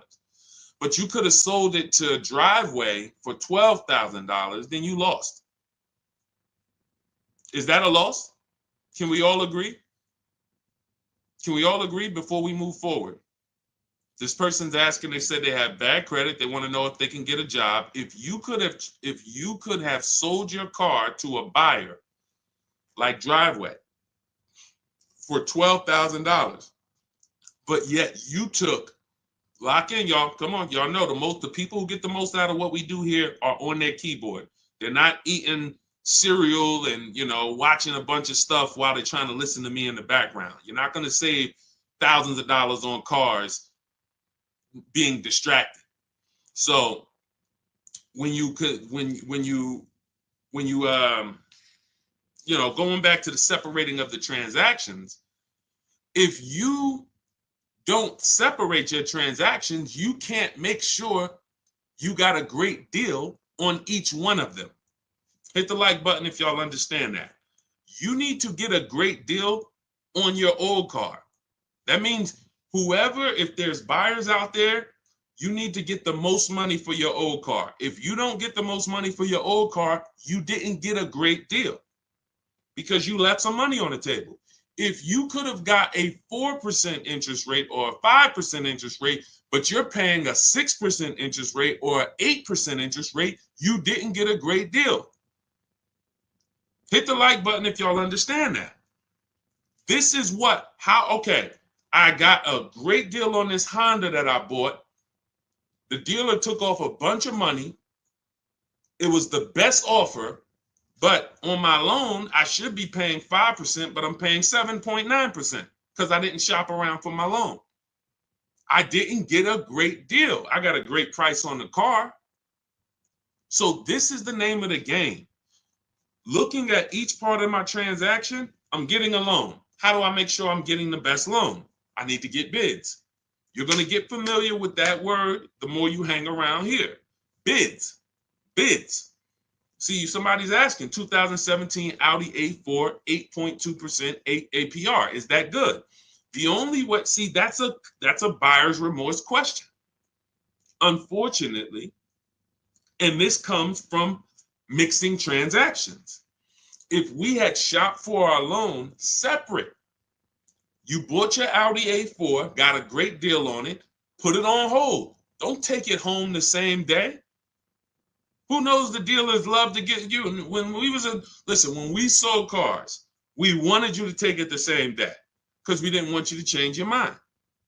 But at the end of the day, there's some downfalls to you taking a car the same day. You can't shop around for your interest rate. So now you're out here paying 8.24%. How do we know you couldn't have got 6.9? How do we know you couldn't have got 5.9, 7.1? How do we know that? Did you see enough offers for you to know that? See, if you had said to me, I know you didn't because you're asking that question. If somebody says to you, hey, you're paying 8%, is that good? Is that the best? Now, if you say, well, look, I had 8 credit unions, 8 banks, and all the dealers' banks try to compete, 8% was the best. You see the difference? You see the difference? One deal says, hey, I got 10 banks to make me an offer. 8%, 9%, 8.2, 10.1, 11%. 8% was the best. Now we know. That's how we get rid of buyer's remorse. We must get offers. The reason you guys have buyer's remorse like you do and anxiety, even before you make a deal, you're not getting offers. So whenever you're about to make a deal, you hesitate because you don't know if it's a good deal. You can solve all those problems by learning the Cars from Home way to car shop and getting multiple offers. It's very simple. It's easy, much easier than what you've been doing in these dealerships, and it guarantees we got the best deal. I want you to move from this place of hoping to a place of guaranteeing. Okay? So what you're going to do with your credit not being good is you are going to determine first, are you a leaser or are you a buyer? Should you be leasing? Are you buying cars to keep 8 to 10 years or not? No, Deshone, I'm not. So if you're not, then your goal should be to set yourself up to lease. Now that might take you 2 years. You get you an inexpensive car, get a small $10,000, $12,000 loan, pay that payment, $250 payment, pay it on time, build up your credit. You're not going to drive the fanciest car. This is my plan for short-term people with bad credit. It's in my book. It's in everything I teach. If you have bad credit, you know, Deshone, I should be leasing. I want to be driving brand new cars, like the people you show in these streams, paying cents on the dollar, super low payments, but I don't have the credit yet. You're setting yourself up. Let's get set up for the lease. And if you're a person with bad credit and you are going to keep the car 8 to 10 years, then you got to make sure you got a great car. Find yourself a great car. You can use our system, new car, used car. Once you find that, you use an independent lender. I have some I recommend in my book. And now, LendBuzz is one of them. LendBuzz is a solid company. You're going to pay higher interest because your credit's not good. But in 18 months or a year or 2 years, when you fix your credit, now you refinance. So 2 plans for people with bad credit. One of them is short term, small car, flip out of it into a lease in 2 years, drive something you don't like for 2 years, pay it on time, fix your credit, be responsible, invest in your credit so that you can go out here and make power moves, and then you move into a lease. The second plan is for the long-term person with bad credit, 8-10 years. Fix you up, buy your car, get a great deal on it. You're going to pay 18%, 20%, 25% interest, whatever it is, and then you're going to fix your credit and refinance. Simple. Simple. These are the plans. Okay? All of this is in my book. For those of you who like Deshone, there's no way I'm going to remember all of this. You can grab my book. That's the blueprint to everything I teach. It's called Cars from Home, 7 Steps to Saving Time, Money, and Avoiding Dealerships. It's already 5-star rated. You can Google it, and you can get a copy for $97. But if you get there, as part of my welcome offer, you get it for $24, 75% off. So it's normally $97, but you can get yours in my TikTok bio, my Instagram bio, the YouTube comments, and the Facebook comments for $24 for the next 30 minutes. And it'll be in your inbox. You'll have the entire bad credit plan from start to finish to set yourself up. Okay, so use that 75% off link in the comments or in my bios. But it's a digital book. So as soon as you pay, on that page is the link to open your book. I also email you a copy. Make sure you have my support team's email because some of you type your email wrong. All right, let's go. Let's go. Go grab your book. Come on back to the stream. And that's just those of you who don't want to bother remembering all of this stuff. You're not taking notes. Our price is going to be low. Wagoneer with such back orders. I don't care about any. If I'm shopping for a Wagoneer. Oh wait, Dolan. What question are we doing? Okay, this is Gangrene Jets. Our price is going to be low. Wagoneer with such back orders. First of all, if I'm shopping for a Wagoneer, my only objective is to connect with 25 dealers. I have a strategy in my book. I'll show you how to do it in 20 minutes. I want to get 5 to 7 offers, and I'm going to see who's going to sell me the vehicle at the lowest price. It's very simple. All of that other stuff is defensive, and you can't control it. I don't care about one dealer's back orders. I don't care if I went to 2 dealers and they told me it's back orders. I want to talk to 25. Whenever we're shopping for a new car or a lease, we are speaking online by email through to 25 dealers. I already have the scripts for you. Now you could do this yourself. You want to pick up the phone and call around? That's fine. The reason why you must do this is because you're going to see that out of 10 Jeep dealers, 8 of them are overpriced. Their best deal is never going to be the lowest deal in the market. They're not going to go below a certain amount. They would rather sell the car to somebody else. So they'll take whatever they're buying. When they look at you, who's had a car salesman look at them and say, hey, Michelle, hey, this is my best deal. This is our best deal we can do. Coffee head. What's going on? Shout out to the people checking in on TikTok. Who's had a dealer look at them and say, this is my best deal? And you sit there and you wonder, are they telling the truth or not, right? Here's how we know. And in fact, there's no way to know, but here's what we do. We have other dealers' best offers too. Very important. This dealer's best offer is different than another Jeep dealer's best offer. It's similar. I've been using this analogy lately about an item in a supermarket. You walk into you get some spaghetti sauce, $6.99. It's not on sale. You go to another store, right? That same spaghetti sauce, identical spaghetti sauce, is $4.99. You go into another supermarket, right? Same exact product is on sale for $2.99, right? If you get that, hit the like button. If you get that and you're on TikTok, double tap the screen. See, if I can get that principle to lock in, because there's still people that don't know, dealers sell cars for different prices. There's still dealers that say, oh, I mean, there's still people that say, you might be one of them. Man, I went to Nissan. They gave me an offer, man. Nissan is expensive. No, that Nissan deal is expensive. Come on, y'all. I don't see enough dollar signs up. Let me know. Or if you are getting this, hit the like button, type dollar signs if you're getting what I'm telling you. You have to see cars as cookie cutter. Dealers want you to fall in love with one car. Look at this black Honda Accord. Oh, it's this nice black Honda Accord at the dealership up the street. There's 1,000 of them.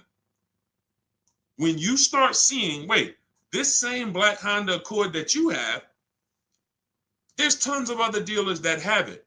Now you're on your way to start saving money. Now you're on your way to start saving money. You're not going to save the money you're not going to save the big money on any car thinking this is one of a kind. It's just not going to happen because they've gotten you to think that we're the only ones who have this car. There's not a lot of them out there. There's only 2 out there. This might be the only one. That's what they want you thinking. You're not going to shop competitors and you're going to pay whatever they tell you to pay. Not realizing that their competitors would sell you that same exact car for $3,000 less. Let me show you the difference in offers so you can get an idea of how big of a difference there are between great offers and bad offers. So let's look at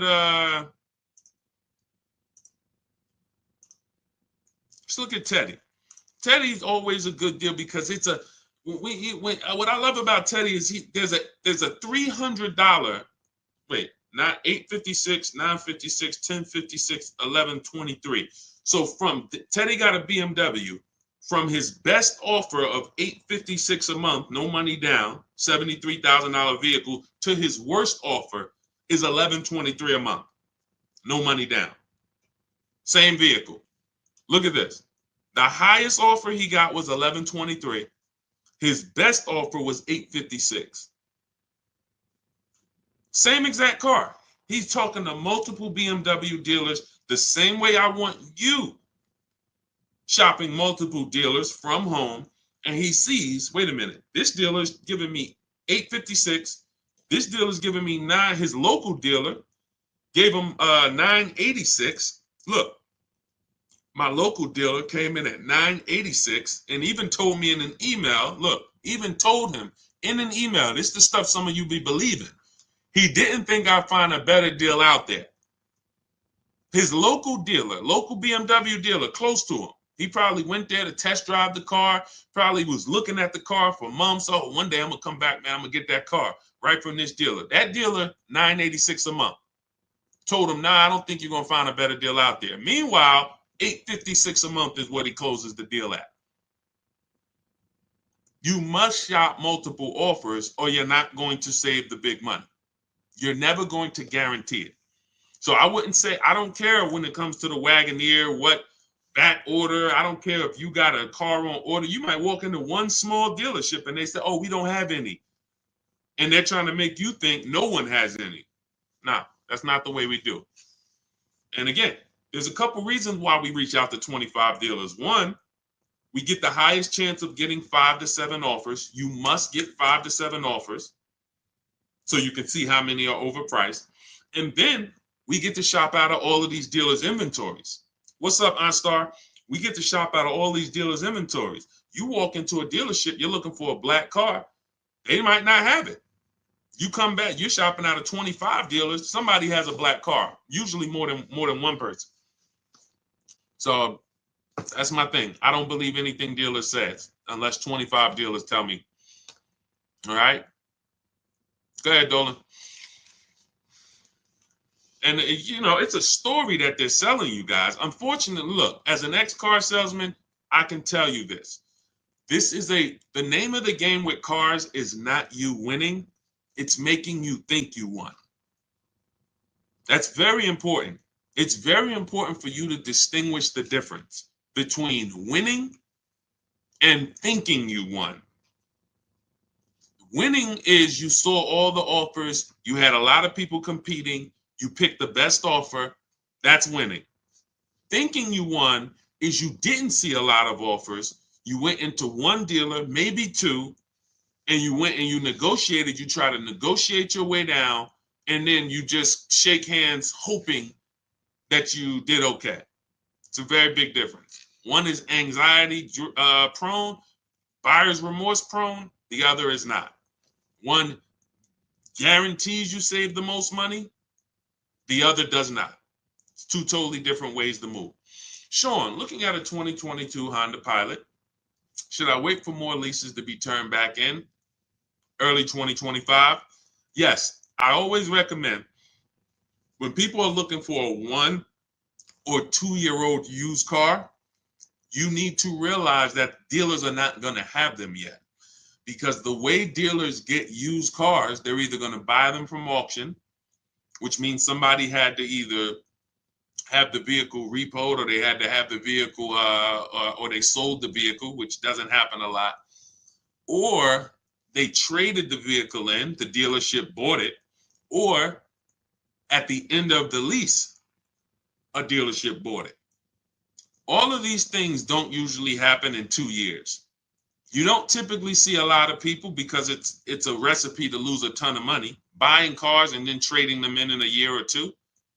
So how would they get these cars? You know, Sean, that's the big deal. So what I always say is you're not going to see used cars until about 3 years. About 3 years. If you're looking for a 2-year-old one, it's going to be very tough for you to find it. So by the time the 2025s really start hitting, which is now, 2025's out. Now you should start to see those 2022s start to come back off lease right about now. And never buy listen, but you're not buying a 2-year-old one or a 1-year-old one. So it doesn't matter. But yeah, that's what you would do.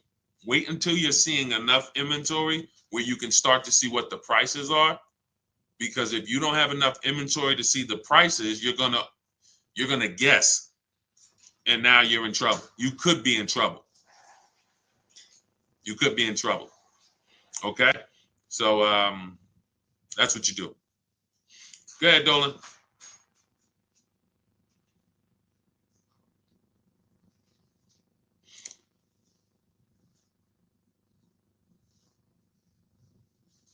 Hey, with New Year's cars coming in, how much can I expect the dealer to drop on previous years? It's different for every car. I'm going to show you a variety of discounts, and you don't want to guess. You do not want to guess, because you are going to lose. Like, take somebody, let's look at Tiffany. So I'm going to take somebody like Tiffany. Tiffany she used my book. She's using What You Would Learn. You have my book. You can use our systems to create this bidding process. She's got $6,500 off. You can see right here, a $44,000 Mazda CX-90. $6,500 off. Now she got multiple offers. So who has this car? Some of you may have this car. And you're like, Deshone, I didn't get $6,500 off though. This is why we got to change the way we're shopping. So she got $6,500 off. That's on this car. Now, somebody like Sean, he gets $20,000 off on an F-150 Lightning. Somebody like Milligan, she gets $27,000 off with the rebates and discounts on her Mercedes EQE. As you said, you saw Teddy, who I showed a little while ago. He said that his best deal, from his best deal to his worst deal, was $856 a month, all the way up to like $1129. So you have no idea how much the dealer who's going to win your business is going to take off. because you don't know what rebates are on the vehicle. You don't know what incentives they've given them. You don't know anything. Who cares? You come in and asking for the invoice price. If any of these people had paid invoice price that I just showed you, they'd be thousands of dollars poorer. If Tiffany, instead of 6,500 off, she just took the invoice price, she would have just paid like 4,000 more. If instead of 20,000 off, Sean would have took the invoice price, he's going to pay 17,000 more for his truck. So here's what I know about negotiators. This is why I say you negotiators, you don't really get good deals. I know you. I used to be a negotiator for a living. Here's why I tell you, you guys don't get good deals. You think you do. You don't know where the bottom is. And you go into a dealership and you are trying to feel for the bottom, not realizing that if you're dealing with what we call an 80% dealer, which is no matter how much they discount, they're never going below a certain amount, then you can't get them down. Once they say that's my best deal, that's my best deal, you take the deal, not realizing that a dealer that's 45 minutes away would have beat that deal by $5,000, $3,000. This is how it works. This is how it works. You cannot go in looking to feel for the bottom on a car. You don't know, you don't have access to any of the information to know what dealers truly own the car for and how much incentives and rebates they have. So what do? You get bids. It's very simple. You just get bids. See, what you want is you want a magic pill. You want, okay, every single car that's a Range Rover Sport, you should save $6,200 from that. Go get it. Oh, that's a Mazda CX-90. You should save $7,100 from that. That's a BMW X5. You should save $10,000 off that. That's what and that would prevent you from having to do the work. That's not what happens. That's not a reality. It's not a possibility. Even if, like I just got an Infiniti. We got an Infiniti truck. We leased it a couple weeks ago. $499 a month, $1,200 out of pocket, $54,000 vehicle, beautiful vehicle, QX60 Lux. They took off $8,000. They took off $8,000. I didn't go into the dealership to get that $8,000 off. I stayed right here, spoke to multiple Infiniti dealers. They all competed. Some of them took off $3,000. Some of them took off $5,000. Some of them took off $6,000. One of them took off $8,000. I sat right here while people were competing. See, they've got you begging for deals. Unfortunately, you're spending 5 figures, 50,000, 70,000, some of you, 100,000, some of you, and you're begging for people to give you a deal and buy. And that's not. You start shopping the way we want you to shop. Embrace what I'm trying to tell you. Use my 7 steps. You'll be empowered and you can shop from home. You'll have people competing for you. You'll start feeling like you're the prize, which is what you should when you're spending this much money. So there is no estimate. There is no, I think you should save about 10 grand. If Milligan would have started shopping for her Mercedes and she would have been like, well, I'm getting a $79,000 Mercedes. I got it up on the screen because everything I say, I like to prove it. $79,000 Mercedes. Now you look and you say, all right, she might have went in here if she was a good negotiator and she said, man, I'm looking for 10% off. I'm looking for 10% off. I'm looking for whatever. Just make up a number. She didn't know she was going to get $27,000 off. While she sat at home, this was her best offer. She had other offers. That's the best one. This is how you find the bottom for every car. New car and leases, not used cars, new cars and leases. So we do these deals all year long. I'm not concerned with a new year, not concerned with, marketing, end of the month. None of this stuff matters. That's all smoke and mirrors. Okay? All right, I don't do any contacts, Legendary. We have multiple ways that we help the public. Everything I teach is in my digital book. So for those of you who are like Deshone, I want them, give me the blueprint. I want to know everything. I'm not going to remember this. Just give me everything. See, you could go through all my free videos. I got hundreds of free videos about new cars, leases, used cars, shopping, loans, all on my pages. You're going to piece those together, get your deal. God bless you. Go do it. It's for different people though, because I'm talking to different people in those videos. If you want to plan and you're like, okay, give me the exact blueprint for me, that's my digital book, Cars from Home, 7 Steps to Saving Time, Money, and Avoiding Dealerships. It's already 5-star rated. It's normally $97, but as part of my welcome offer, you can get a copy for $24, only for 30 minutes though. In my TikTok bio, in my Instagram bio, the YouTube comments or the Facebook comments, click those links, activate your 75% off, only for 30 minutes. And then your book will be in your inbox by the time we finish this stream, because it's a digital book. So as soon as you get it, come back to the stream. Make sure as soon as you pay, screenshot the thank you page. You're going to see your book is going to be on that page. You're also going to see my support team's email. Some of you type your email in incorrectly. We can't email your book to an incorrect email. So you have my support team's email.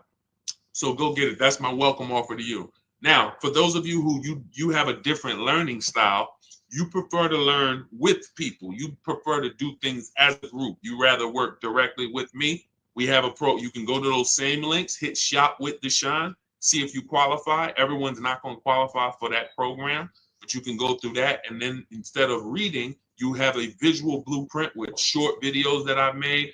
You'll have coaching from me. We have a private Facebook group, and you'll have everything. It's different learning style for people who like a little bit more of a group. Just hit the button that says shop with Deshone. Okay. I don't care how you get the results. I don't care how you save money on cars. You could do it my way. You could do it your way, as long as you do it. And what I find is most people just aren't doing it anyway. They're not doing it any type of way. Go ahead, Dolan.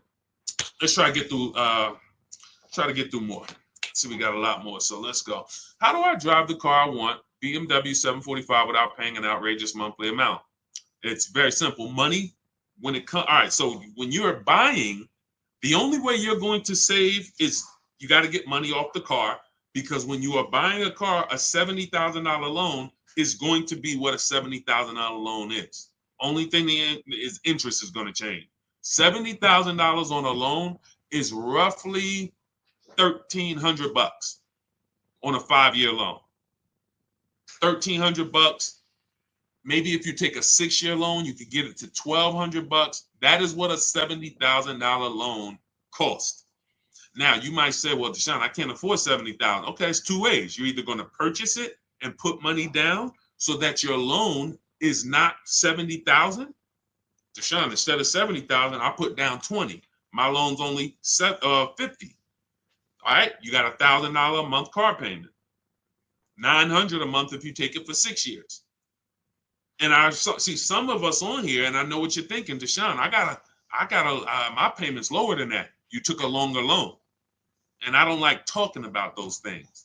I don't like to talk about people with 8-year loans on cars, or 7 even. That's like if I'm in a $1 million house, but I'm in a 50-year mortgage. Yeah, I'm living in a mansion, but my mortgage is 50 years, not 30, not 15. I stretched my way into this house. I didn't comfortably move in. I couldn't afford the mortgage for 30 years. I had to get a 50-year mortgage to live here. That's how a 7-year, 8-year, 9-year loan is. You're just paying too much for a vehicle. You're paying too long for a vehicle. And at a time where your car's paid off, you should be putting money away. You're still paying monthly payments. You should be putting money away for repairs and for upkeep. So that's how you buy. You can't change. Now, what you can do is you could look at leasing. If you're not keeping your cars 8 years, you saw Teddy's deal on his BMW. We got 2 BMW deals I'll show you. Tope got her BMW i4 eDrive, $54,000 vehicle, $690 a month. Beautiful car payment. $690 a month, $54,000 vehicle. That's a 1.3%, 1.26% lease. Beautiful. Or look at Danielle on her Audi, $44,000 vehicle, Audi A3, $550 a month. And where's Teddy on his BMW? Oh, look at Kimberly on her Maserati, $91,000 Maserati, $944 a month. That's a 1% lease. This is extreme affordability for these cars. $73,000 BMW Teddy, $856 a month.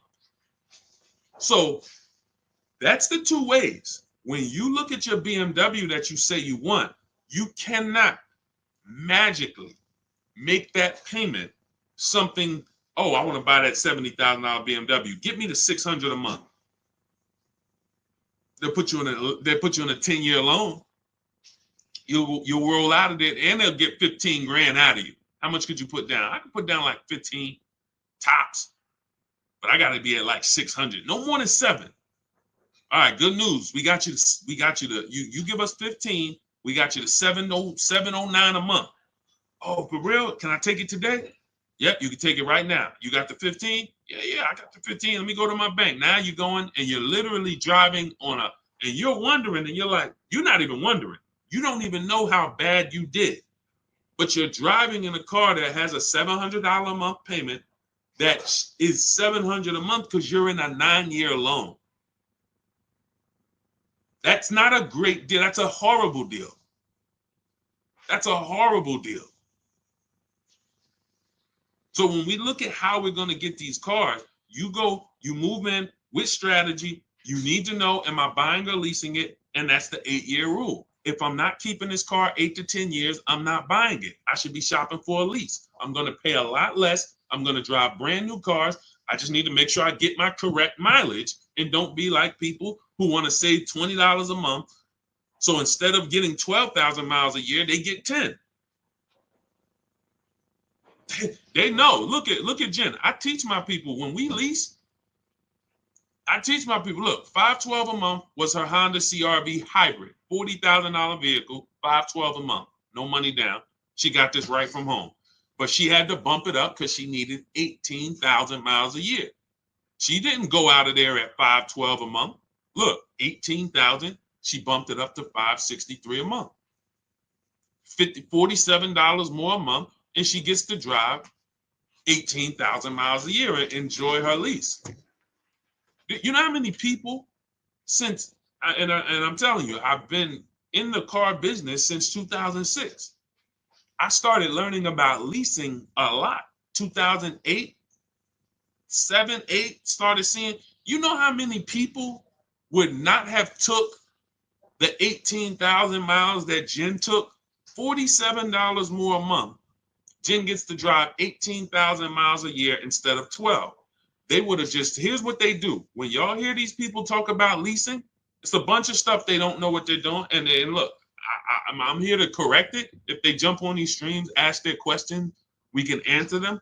But one of the things that I know they do, and then they blame the lease, is they'll know they drive 18,000 miles a year, but they take 12. Now that's 6,000 miles per year that they did not get that they know they needed. I have a chapter in my book. I have a little paragraph. It's not even a chapter. It's a paragraph in my book called How to Choose Your Mileage Wisely. Because this is very important to having a great lease experience, choosing your mileage wisely. So 6,000 miles per year. We only do 3-year leases. We do not do 4 years. So that's 18,000 miles that they didn't get. They're going to be penalized for that at 25 cents per mile. They're going to have a $4,500 bill coming to them.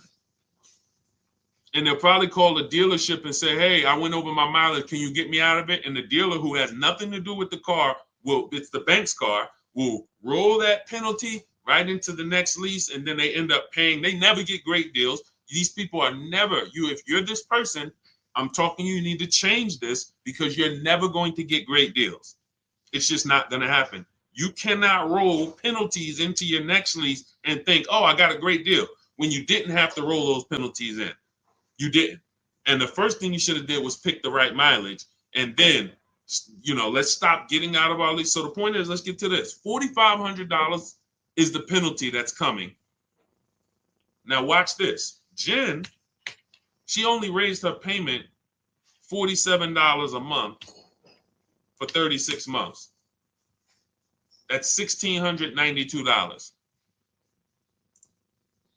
$1,690. I'm talking to you high mileage people who like, oh, Deshone, I drive 15,000.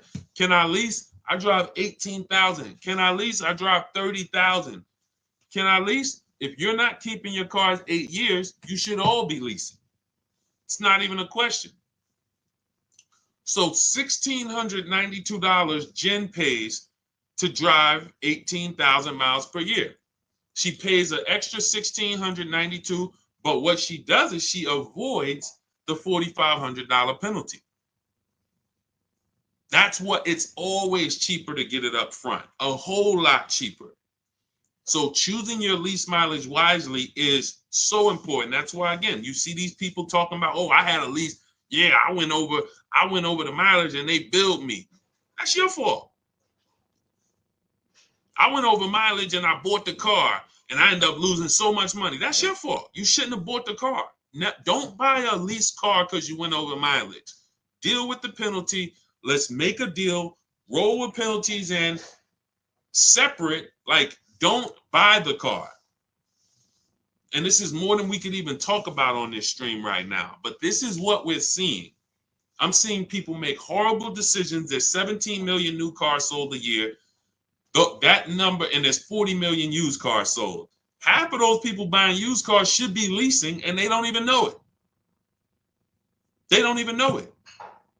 Half of the people who are buying, spending $400, $500, $600 a month to buy a used car should be leasing, driving new cars, and they don't even know it. They're spending tons of money driving old cars, and they could be driving new cars for the same amount of money because they're not keeping them. They're not keeping them 8 to 10 years. They trading these cars in 3 and 4 and 5 years, losing tons of money. That's why we got to spend so much time on this. If I could get people to understand the leasing thing, your life is going to start to change when it comes to cars. Okay? Go ahead. Go ahead, Dolan. Go ahead, Dolan. Shoot the next one up, my man. We got time for a few more. When you say 1% to 1.5% of MSRP, does that include taxes and fees? Yeah. Somebody's asking a question on how we judge great lease deals. First of all, the 1% lease rule has been around. If your lease payment was 1% of the MSRP or less, you stole the car, it was great value. Doesn't mean it's the best deal you can get. Very important to understand that. Just because you don't go in and say, get me to 1%. That doesn't mean it's the best deal. This is how we're gauging value. 1% means when I add up all those payments, what I drove for the MSRP, I'll give you an example, $40,000 vehicle, a 1% payment would be $400 a month. $400 a month times 36 months is $14,400. Now that's going to include, that's how much I'm giving the bank to use their car for 3 years, $14,400. Here you go. Once that's done, I got to compare and say, well, if I had bought that $40,000 car plus taxes and fees, I'd have probably been around $44,000. But yet, over a 3-year period, I only paid $14,000. That's great value. Now, when we go into the 1.5%, now we start adding up all the payments and seeing when there's no longer value there. There's no longer value in leasing this vehicle at over 1.5%. Because if we take that same scenario, $40,000, then a 1.5% payment would be $600 per month instead of the $4,000. And now we multiply that for 3 years, that's going to be $21,600. So now we're getting close to the halfway portion where over a 3-year period, we paid almost half. We can't get to half. We can't. If 44 is half, then we're not trying to be over half. Your car is not going to depreciate more than half in 3 years. At the most, it usually will get to, close to half, especially the ones that depreciate rapidly. You'll get 45%. That's why we got to cap it somewhere. That's why that 1.5% is listen, people didn't know they were getting bad lease deals. When I announced the 1.5% rule, people started hitting me and saying, yo, D, I can see that I didn't get a good lease deal. I thought I did. And that's just the reality. We need to know that. We need to know, when is it we paid too much for a vehicle we're giving back to the bank? When have we paid too much for a vehicle we're not going to own? That's why the 1 to 1.5% rule exists. But yes, it does include all taxes. 1% includes the taxes. That is your payment. When we shop for a lease, we have a very specific way. I have in my book a strategy I call the 25 to 5. Everybody who learns from me, you know this strategy. We connect with 25 dealers online. You're going to use my email scripts and templates, and you're going to get 5 to 7 offers from those 25 dealers. Now, once you get those 5 to 7 offers, you're going to see a big range, but we get the offers with no money down. Everything we do when we shop, the Cars from Home way, is always with no money down, whether you buy or lease, because it's much easier for you to see if you're getting a good deal when you're not putting money down. When you start putting money down, it starts to confuse the deal. And unless you're really, really good at math, it's going to be hard for you to see that you might not be getting a great deal. All right. So now we shop with no money down, 12,000 miles per year, taxes and fees in the payment. We tell the dealer, assume tier 1. Many of you are having problems car shopping online because you just don't know what to give the dealer. The dealers don't have everything they need to even give you an offer. That's why we have templates where we tell them the cars we have in our household so they can see, do we qualify for any rebates? We tell them what we do for a living so they can see, do we qualify for any incentives there? We tell them our zip code so they can factor in the taxes. These are all things I have built out for you in these templates when we shop for new cars and leases. Now, used cars are a different strategy because we use a marketplace strategy. It's like shopping on Amazon when we're shopping for used cars. But with new cars, this is the format. We tell people, this is how you submit your offers to me. And if they submit them differently, we tell them, please submit them in this format. Because tons of people are going to try to offer y'all leases with money down, $3,000 down, $5,000 down. We only get offers with no money down. First month's payment only, that's it. When you lease, you pay at the beginning of the month, you give them your payment, you drive off. That's all we're giving. When we are getting offers, that is how our templates are set up, and that's how we're able to screen the offers. You are having a big issue screening your offers because they're all coming in a different format. This deal is doing $2,000 now. This deal is doing $5,000 now. This deal is doing $2,289. This is why it's a formula. Part of why internet salespeople exist is to make it hard for you to shop online. They want you coming into the dealerships so that you can go and negotiate with them, and that keeps you from shopping their competition. That's what internet salespeople's job is. It's not to sell you a car online. Who's tried car shopping online lately? Is it good or bad?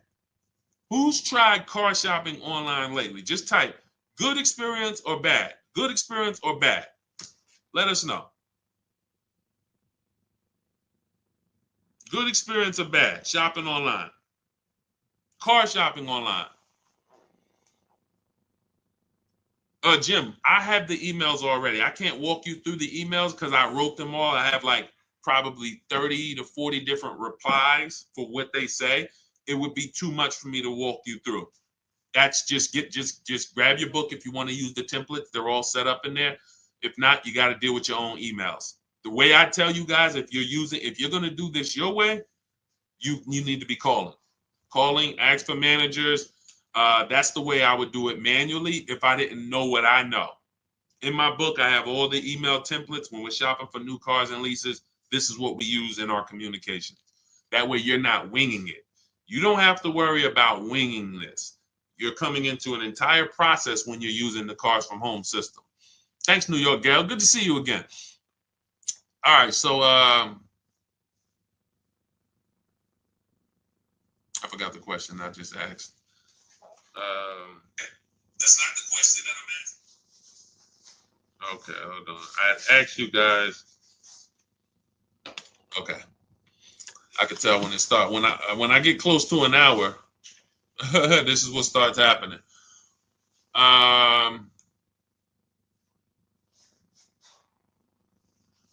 Hold on one second, Dolan. I'm trying to remember what I was just. What's the point we were just making?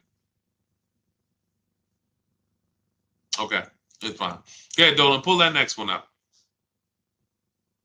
What is the average percentage off an MSRP on a Mazda 5 Series? We had a similar question to this. I mean, you can watch the replay. I don't want to answer it again because we spent probably 5 minutes on this. So just watch the replay on YouTube or on Facebook. Rewind to maybe about the halfway point. You're gonna see somebody was asking how much discount they should get off of BMW. Similar question, similar answer. I have a lease now. How do I go about buying the car? Well, why do you want to do that? You've already leased the car for 3 years in most cases. Now you're going to turn around and buy it out. Are you keeping it another 8 years? You're going from driving a brand new car to buying a used car. What's the reason for that? What's the reason? That's all it is. People think this buying your lease out, it's all it is buying a used car. So what's the reason that we're going from, and the reason I'm asking this is because the reasons I see are usually bad reasons. Going from a brand new lease to buying a used car, people are usually doing it because they haven't made time to shop. They don't know how to shop.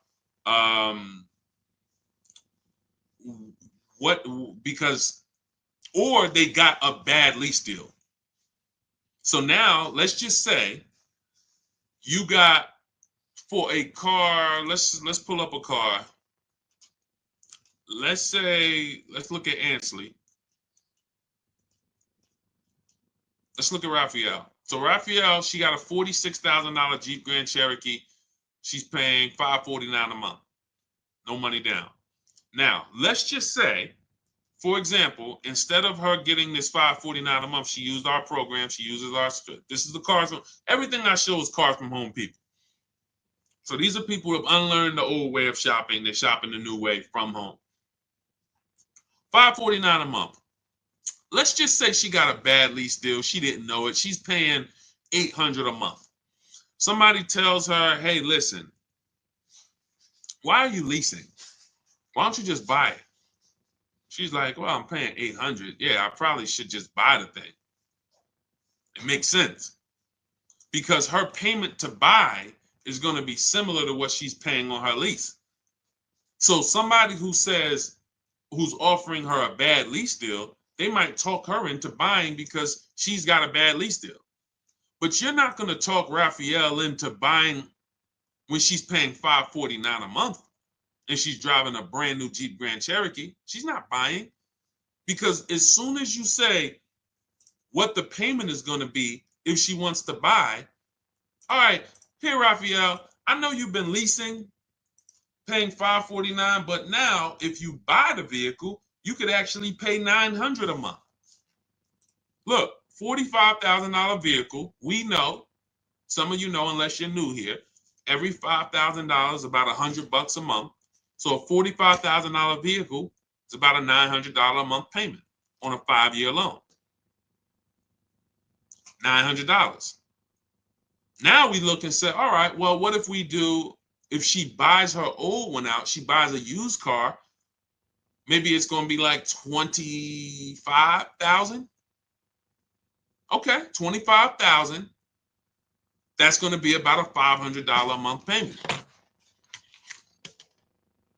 Why would she go from paying $549 for a brand new Jeep that she can drive, and if anything breaks, she just takes it to the shop, She doesn't have to worry about anything to driving a used vehicle with no warranty paying the same amount. It doesn't make any sense. To me, it does. I mean, is that what's up, El Napoleon? Welcome to the community. Shout out to the new followers. Does that make any sense? See, it's the payments. People like, yo, Deshone, what is it about this leasing thing, man? You seem to, you really rave about it. First of all, not many people know about it. People have been taught wrong, and it's costing them thousands of dollars. The reason I love leasing is because I get to drive brand new cars for cheap. It's simple. Everything else is something people are adding to this thing. My neighbor, who when he met me about a year ago, his wife had a Kia Telluride. They had bought it. Very nice vehicle during the pandemic, Kia Telluride. $45,000 vehicle, whatever. He's paying $800 a month. He totals the car. His wife totals the vehicle, and said, his wife said, no, he said, Deshone, I noticed you teach this 8-year rule. If you're not keeping the car 8 or more years, you should be shopping for a lease. I said, that's right. He said, so I'm not going to keep it. I said, okay. He said, all right, so I'm going to shop for my lease. I said, cool. He gets a lease on a Kia Telluride, $479 a month. A brand new 2024, $479 a month. He was just paying $800. Do you think he needs anybody to tell him about leasing versus buying anymore? He just had the same exact vehicle in his driveway, taking $800 a month from his bank account, flipped to a lease, put no money down, and is paying $479 a month for the new version. You're just stuck. You got to get a great lease deal. You got to make sure your lease is correct. And again, if you're somebody who you keep in cars 8 to 10 years, this is not for you. But it might be for your daughter. It might be for your wife. When I see people, oh man, leasing is a waste of money. I buy my cars and I keep them till the wheels fall off. Okay, what does that have to do with the other people in your house? Is your son, your 19-year-old son doing that? No, he only keep his car. He gonna keep the car for about 4 years while he's in college. And you bought him a used car. Yeah, I bought him a used, like little Hyundai Elantra. How much was it? Oh, I got it for like 16. Okay, what's the car payment? I pay about $350 a month for him. Okay, perfect. So you're gonna pay $350 a month to get your child this used Hyundai Elantra that they're not gonna keep 4 years. They're only gonna keep 4 years when you could have put them into this brand new Hyundai Elantra for $365 a month. Brand new, all the latest safety. If you look at India's deal, $365 a month, no money down, $28,000 vehicle, almost $29,000 vehicle, $365 a month. But you got them driving a vehicle with no warranty. Got to have a tow truck on speed dial because if something breaks, you never know. What's on? Junior's out there, his car broke down. Now you got to call them, and you could have been paying $365 a month, same payment, and had them driving a brand new vehicle. Doesn't make sense. Now I can see if you wanted to go cheap, $2,000, $3,000, $4,000 vehicle, you just want to pay cash. But if you're going to have a payment, some of you should be leasing cars for your children. You should not be buying them old used cars and they're at college.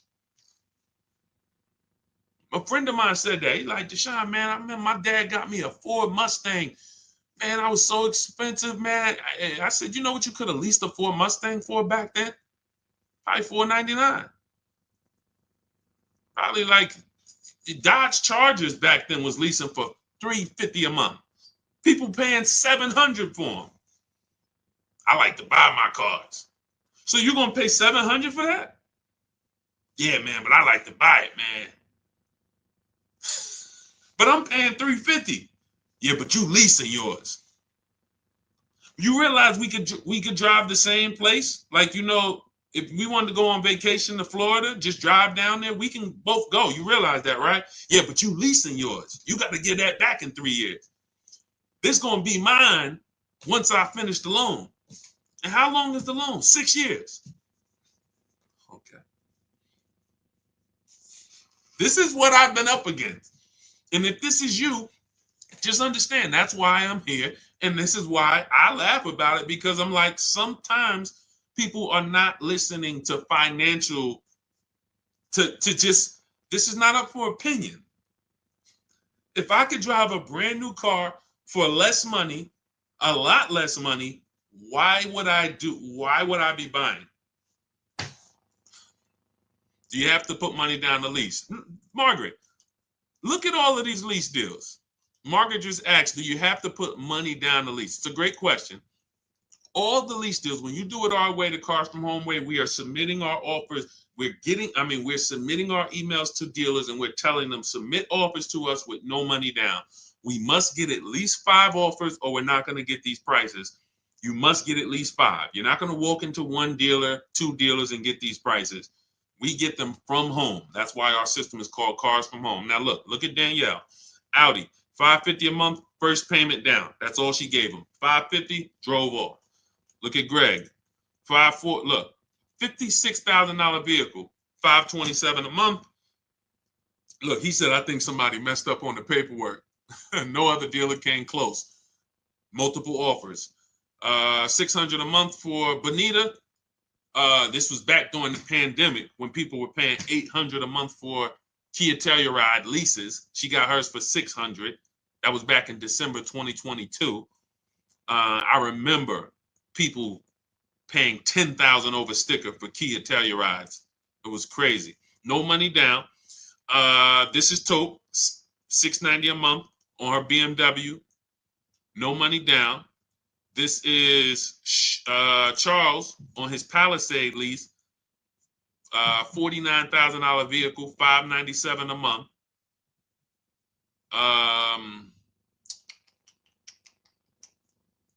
See, all of these offers, look, Zafrina, $579 a month.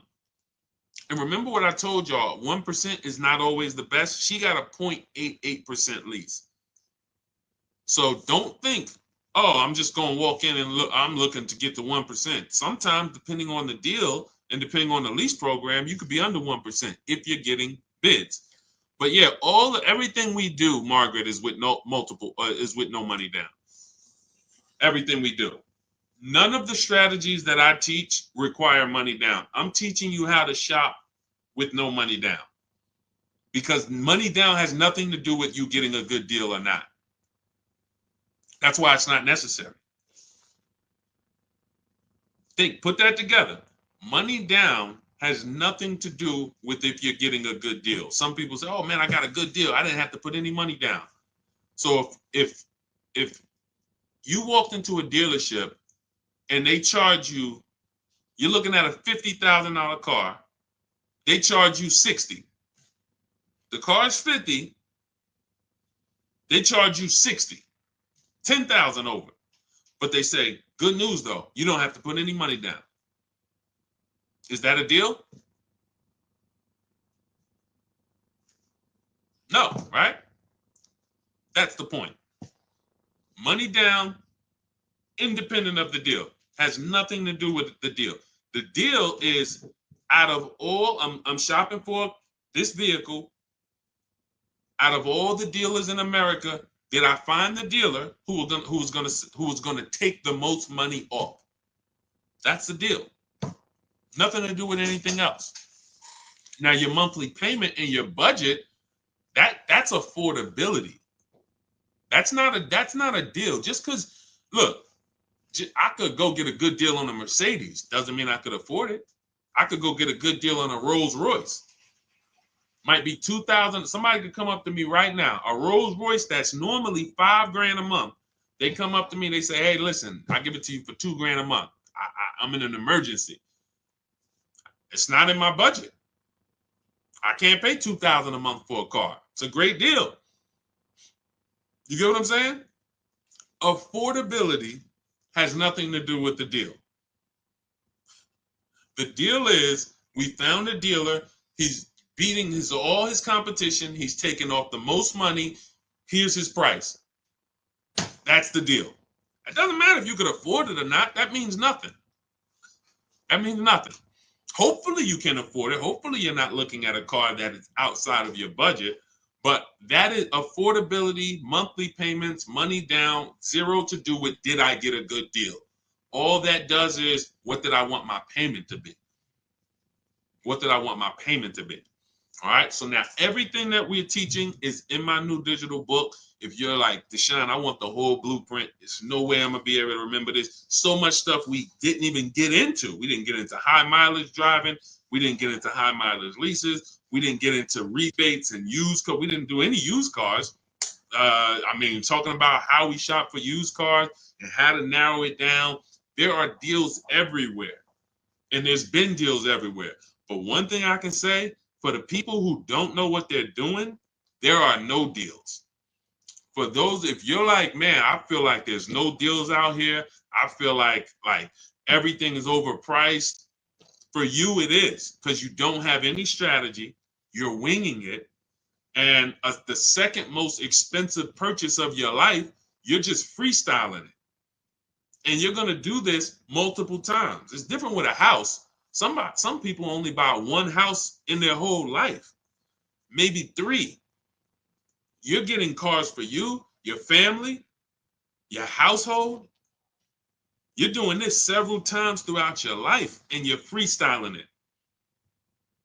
That's why you're not going to save the big money. That's why you're not going to have the peace of mind, the buyer's remorse. But if you come out of that, unlearn all of that, the way that they programmed you to car shop, start to stay at home, learn how to make dealers bid, how to make banks bid. That's another thing we didn't go into today. We didn't go into loans or making banks bid for our loan.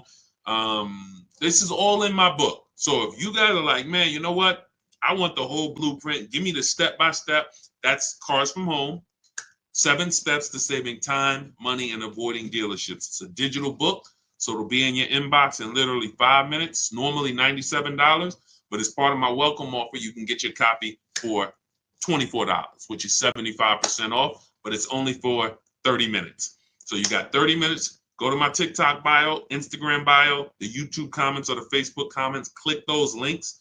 That's going to activate your 75% off. And you'll have everything I teach. Leasing, below market purchases, new cars, used cars, bad credit strategies, negative equity. Some of you are dealing with negative equity.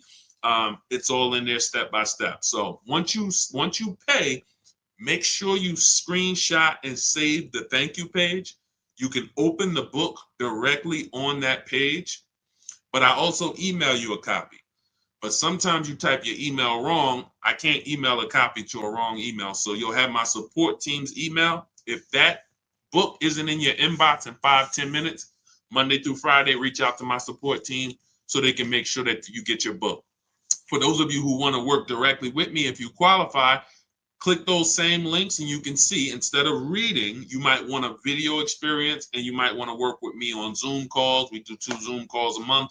And then we have a private Facebook group with over 1,500 people in it that have come before you. If that's more of your learning style, then you can hit the button that says Shop with Deshone, and you can see if you qualify for us to shop together. Other than that, I put the information out. We don't hold back. There is no, hey, if you pay, this is what you get, except I have calculators. So there's things I can't give because I built them inside my book. There's like 5 different calculators, custom calculators that we use, budgeting calculators you put all your lease offers into, and then it tells you what to counter. Same thing with purchases. So I got a ton of stuff in there that's proprietary, but everything else I give away. I don't hold back anything in these streams. But I just know some people are like, I don't want to remember this. I'm not gonna remember this. Let me go deeper and make sure I have access to everything I need to know to save thousands of dollars on cars and time. People spending 5 hours or 2-3 days in dealerships. This is ridiculous. It's not necessary. Hey, you'll wonder why you didn't come over sooner, because it's out of control. People going back to the dealers 2-3 days. Let me see if I can get some more money off. Anyway, it's not a good way to do business. So shout out to everybody who grabbed your book. Thanks for checking in. I think we went as thorough as we could today. We'll have a lot more coming.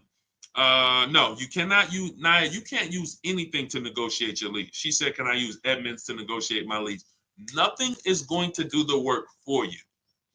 Unless you're hiring a team who is going to go do the work and watch this, show you the work. See, the difference with these brokers or people who you hire to say, oh, you just do it for me, is they're not actually presenting the offers to you transparently. If you shopped for me, then show me what each person said. Because oftentimes what's happening is you are just so scared, you just pay somebody or you let them control your entire transaction. Now they control who you're going to sell your old car to. They got your trade, they got your loan, they know who you're going to buy a car. They're controlling all of this. I know a lot of brokers here in the Northeast area, and they make a lot of money because they're treated as dealers. So if when I was a broker, if we did a deal, if the deal made $2,000, then we split it. My company got 1,000, the dealership kept 1,000. So they're brokers that are making 3, 4, 5 grand per transaction because they have your trust. So they're just going to tell you, okay, the best deal is up here at this dealer is $579 a month. Okay, sounds good. All right, I'm going to send you the credit app. That's not somebody shopping for you. That's somebody putting a deal together for you that made them money. You got a car. You cannot listen, we teach people to fish. If you're not seeing the market, nobody shopped for you. If you're not seeing the market, hey, here are all the blue Honda Accords within 100 miles. Here's how we narrowed it down to the top 5. This is the best choices. These have clean title histories. They have great service records, no accidents. These are the things. This is a market. This is how you make a $30,000 decision, a $50,000 decision. So no, I'm not. There's nothing out there that exists where you just say you do it. I mean, we have a shop for you system.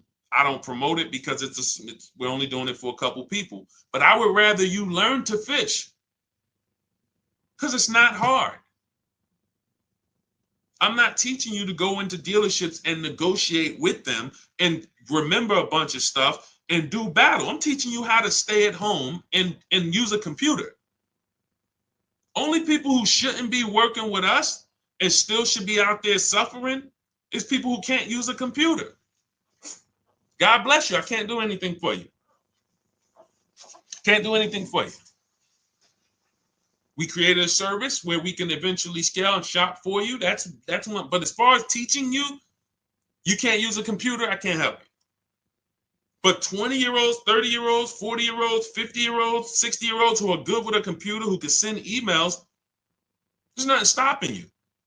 When you're putting yourself through that whole ordeal to go shop the old way and go do battle and lose a bunch of money, leave the dealership feeling with your head down, for what? For what? It's not necessary. It's not necessary. This is a very simple process. I show all these people for a reason. So you can see it's women here, it's men, it's young women, it's older women, it's single moms, it's introverts. We got it all. We got it all. The difference is these people made a decision that they were going to learn the cars from home way. They were going to start enjoying their car shopping, and they were going to unlearn what the car business had programmed them to do. Car business loves the fact you're going to keep shopping the same way. Keep coming into the dealership, hoping, asking us to take off some money. Come on, take off some money. Keep doing that. Don't change anything. Don't change anything. We make a bunch of money when y'all keep doing this. But you want to help, you want to stop people from making money on you? Stop going into dealerships. Test drive, come home. I'm here for a test drive. Thank you. Can I have your card? I'll call you if I'm interested. You come home, you get your bids from home, you have a great experience. You save a bunch of money. You don't spend more than 30 minutes in a dealership. Best thing in the world. Okay, so it's all in my digital book. You'll have the blueprint, Cars from Home, 7 steps to saving time, money, and avoiding dealerships. Normally $97, but get your copy for 75% off. If you're there before 30 minutes, TikTok bio, my Instagram bio, the YouTube comments, the Facebook comments, click those links. That'll activate it, and then you'll have the book in your inbox because it's a digital book. So you can be using it today for your shopping, and it only take you a couple days to get your deal. Okay, we don't play around. You don't need 8 hours. This isn't a college course. Okay, it doesn't take that long to buy cars. All right, go grab your book. God bless y'all. I'll see y'all on the next stream. I just wanted to tap in with Naya because she had made a comment that I saw. And everybody who got your book, use it. Please make sure you continue. I have a lot of new deals that I have to bring in on the next stream. I have had a lot of you email me with your deals, and I appreciate you. Make sure you keep sending me your deals. When you pick up your car, send me your paperwork. I have a lot of, I'm going to bring them in for the next stream. A lot of you have been sending me your deals, so I appreciate it. Continue to celebrate yourself because, you know, it's something great about getting a new car, but it feels even better when you're confident with the numbers. It feels even better. You notice people always tell you when they got a new car, they don't talk numbers, though. People pull up, hey, I got my new car. They never talk about numbers, never talk about the deal because secretly they're ashamed of it. When you see all of these people I share, the first thing we're talking about, even before we pick up the car, is the deal. Look, wanted to share my experience, purchased my car 2 days after watching the videos. We have videos in that book too. I link you to videos as well. The first day I sent out the template, received about 7 different offers. On day 2, I emailed. The dealer MSRP was $36,365 on a 2025 Kia. In closing, MSRP with discounts and rebates down to $32,680. So he saved $4,000 off. Monthly payments $400. No money down. It's a 1.1% lease. $400 a month, $36,000 MSRP in minutes from home. You think we have to tell him not to go into dealers anymore? You think any of these people, see, I don't worry about the people who've been changed. They're never going back again. I think it's somebody who said, I will never buy another car any other way again. Was it Teddy? I think it was Teddy. Look. This post is a bit wordy, but I'm too pumped. I will never, I repeat, never lease another vehicle any other way but from home. Once these people do this once, they're never going back there again. Like, what? So we want you to unlearn that, step out of that world, come into our world where you're empowered, making deals, saving all the money, no buyer's remorse, eliminating anxiety, enjoying your car purchases. It's not too much to ask. That's what we do over here. So go grab your book. I'll see y'all on the next stream. God bless you.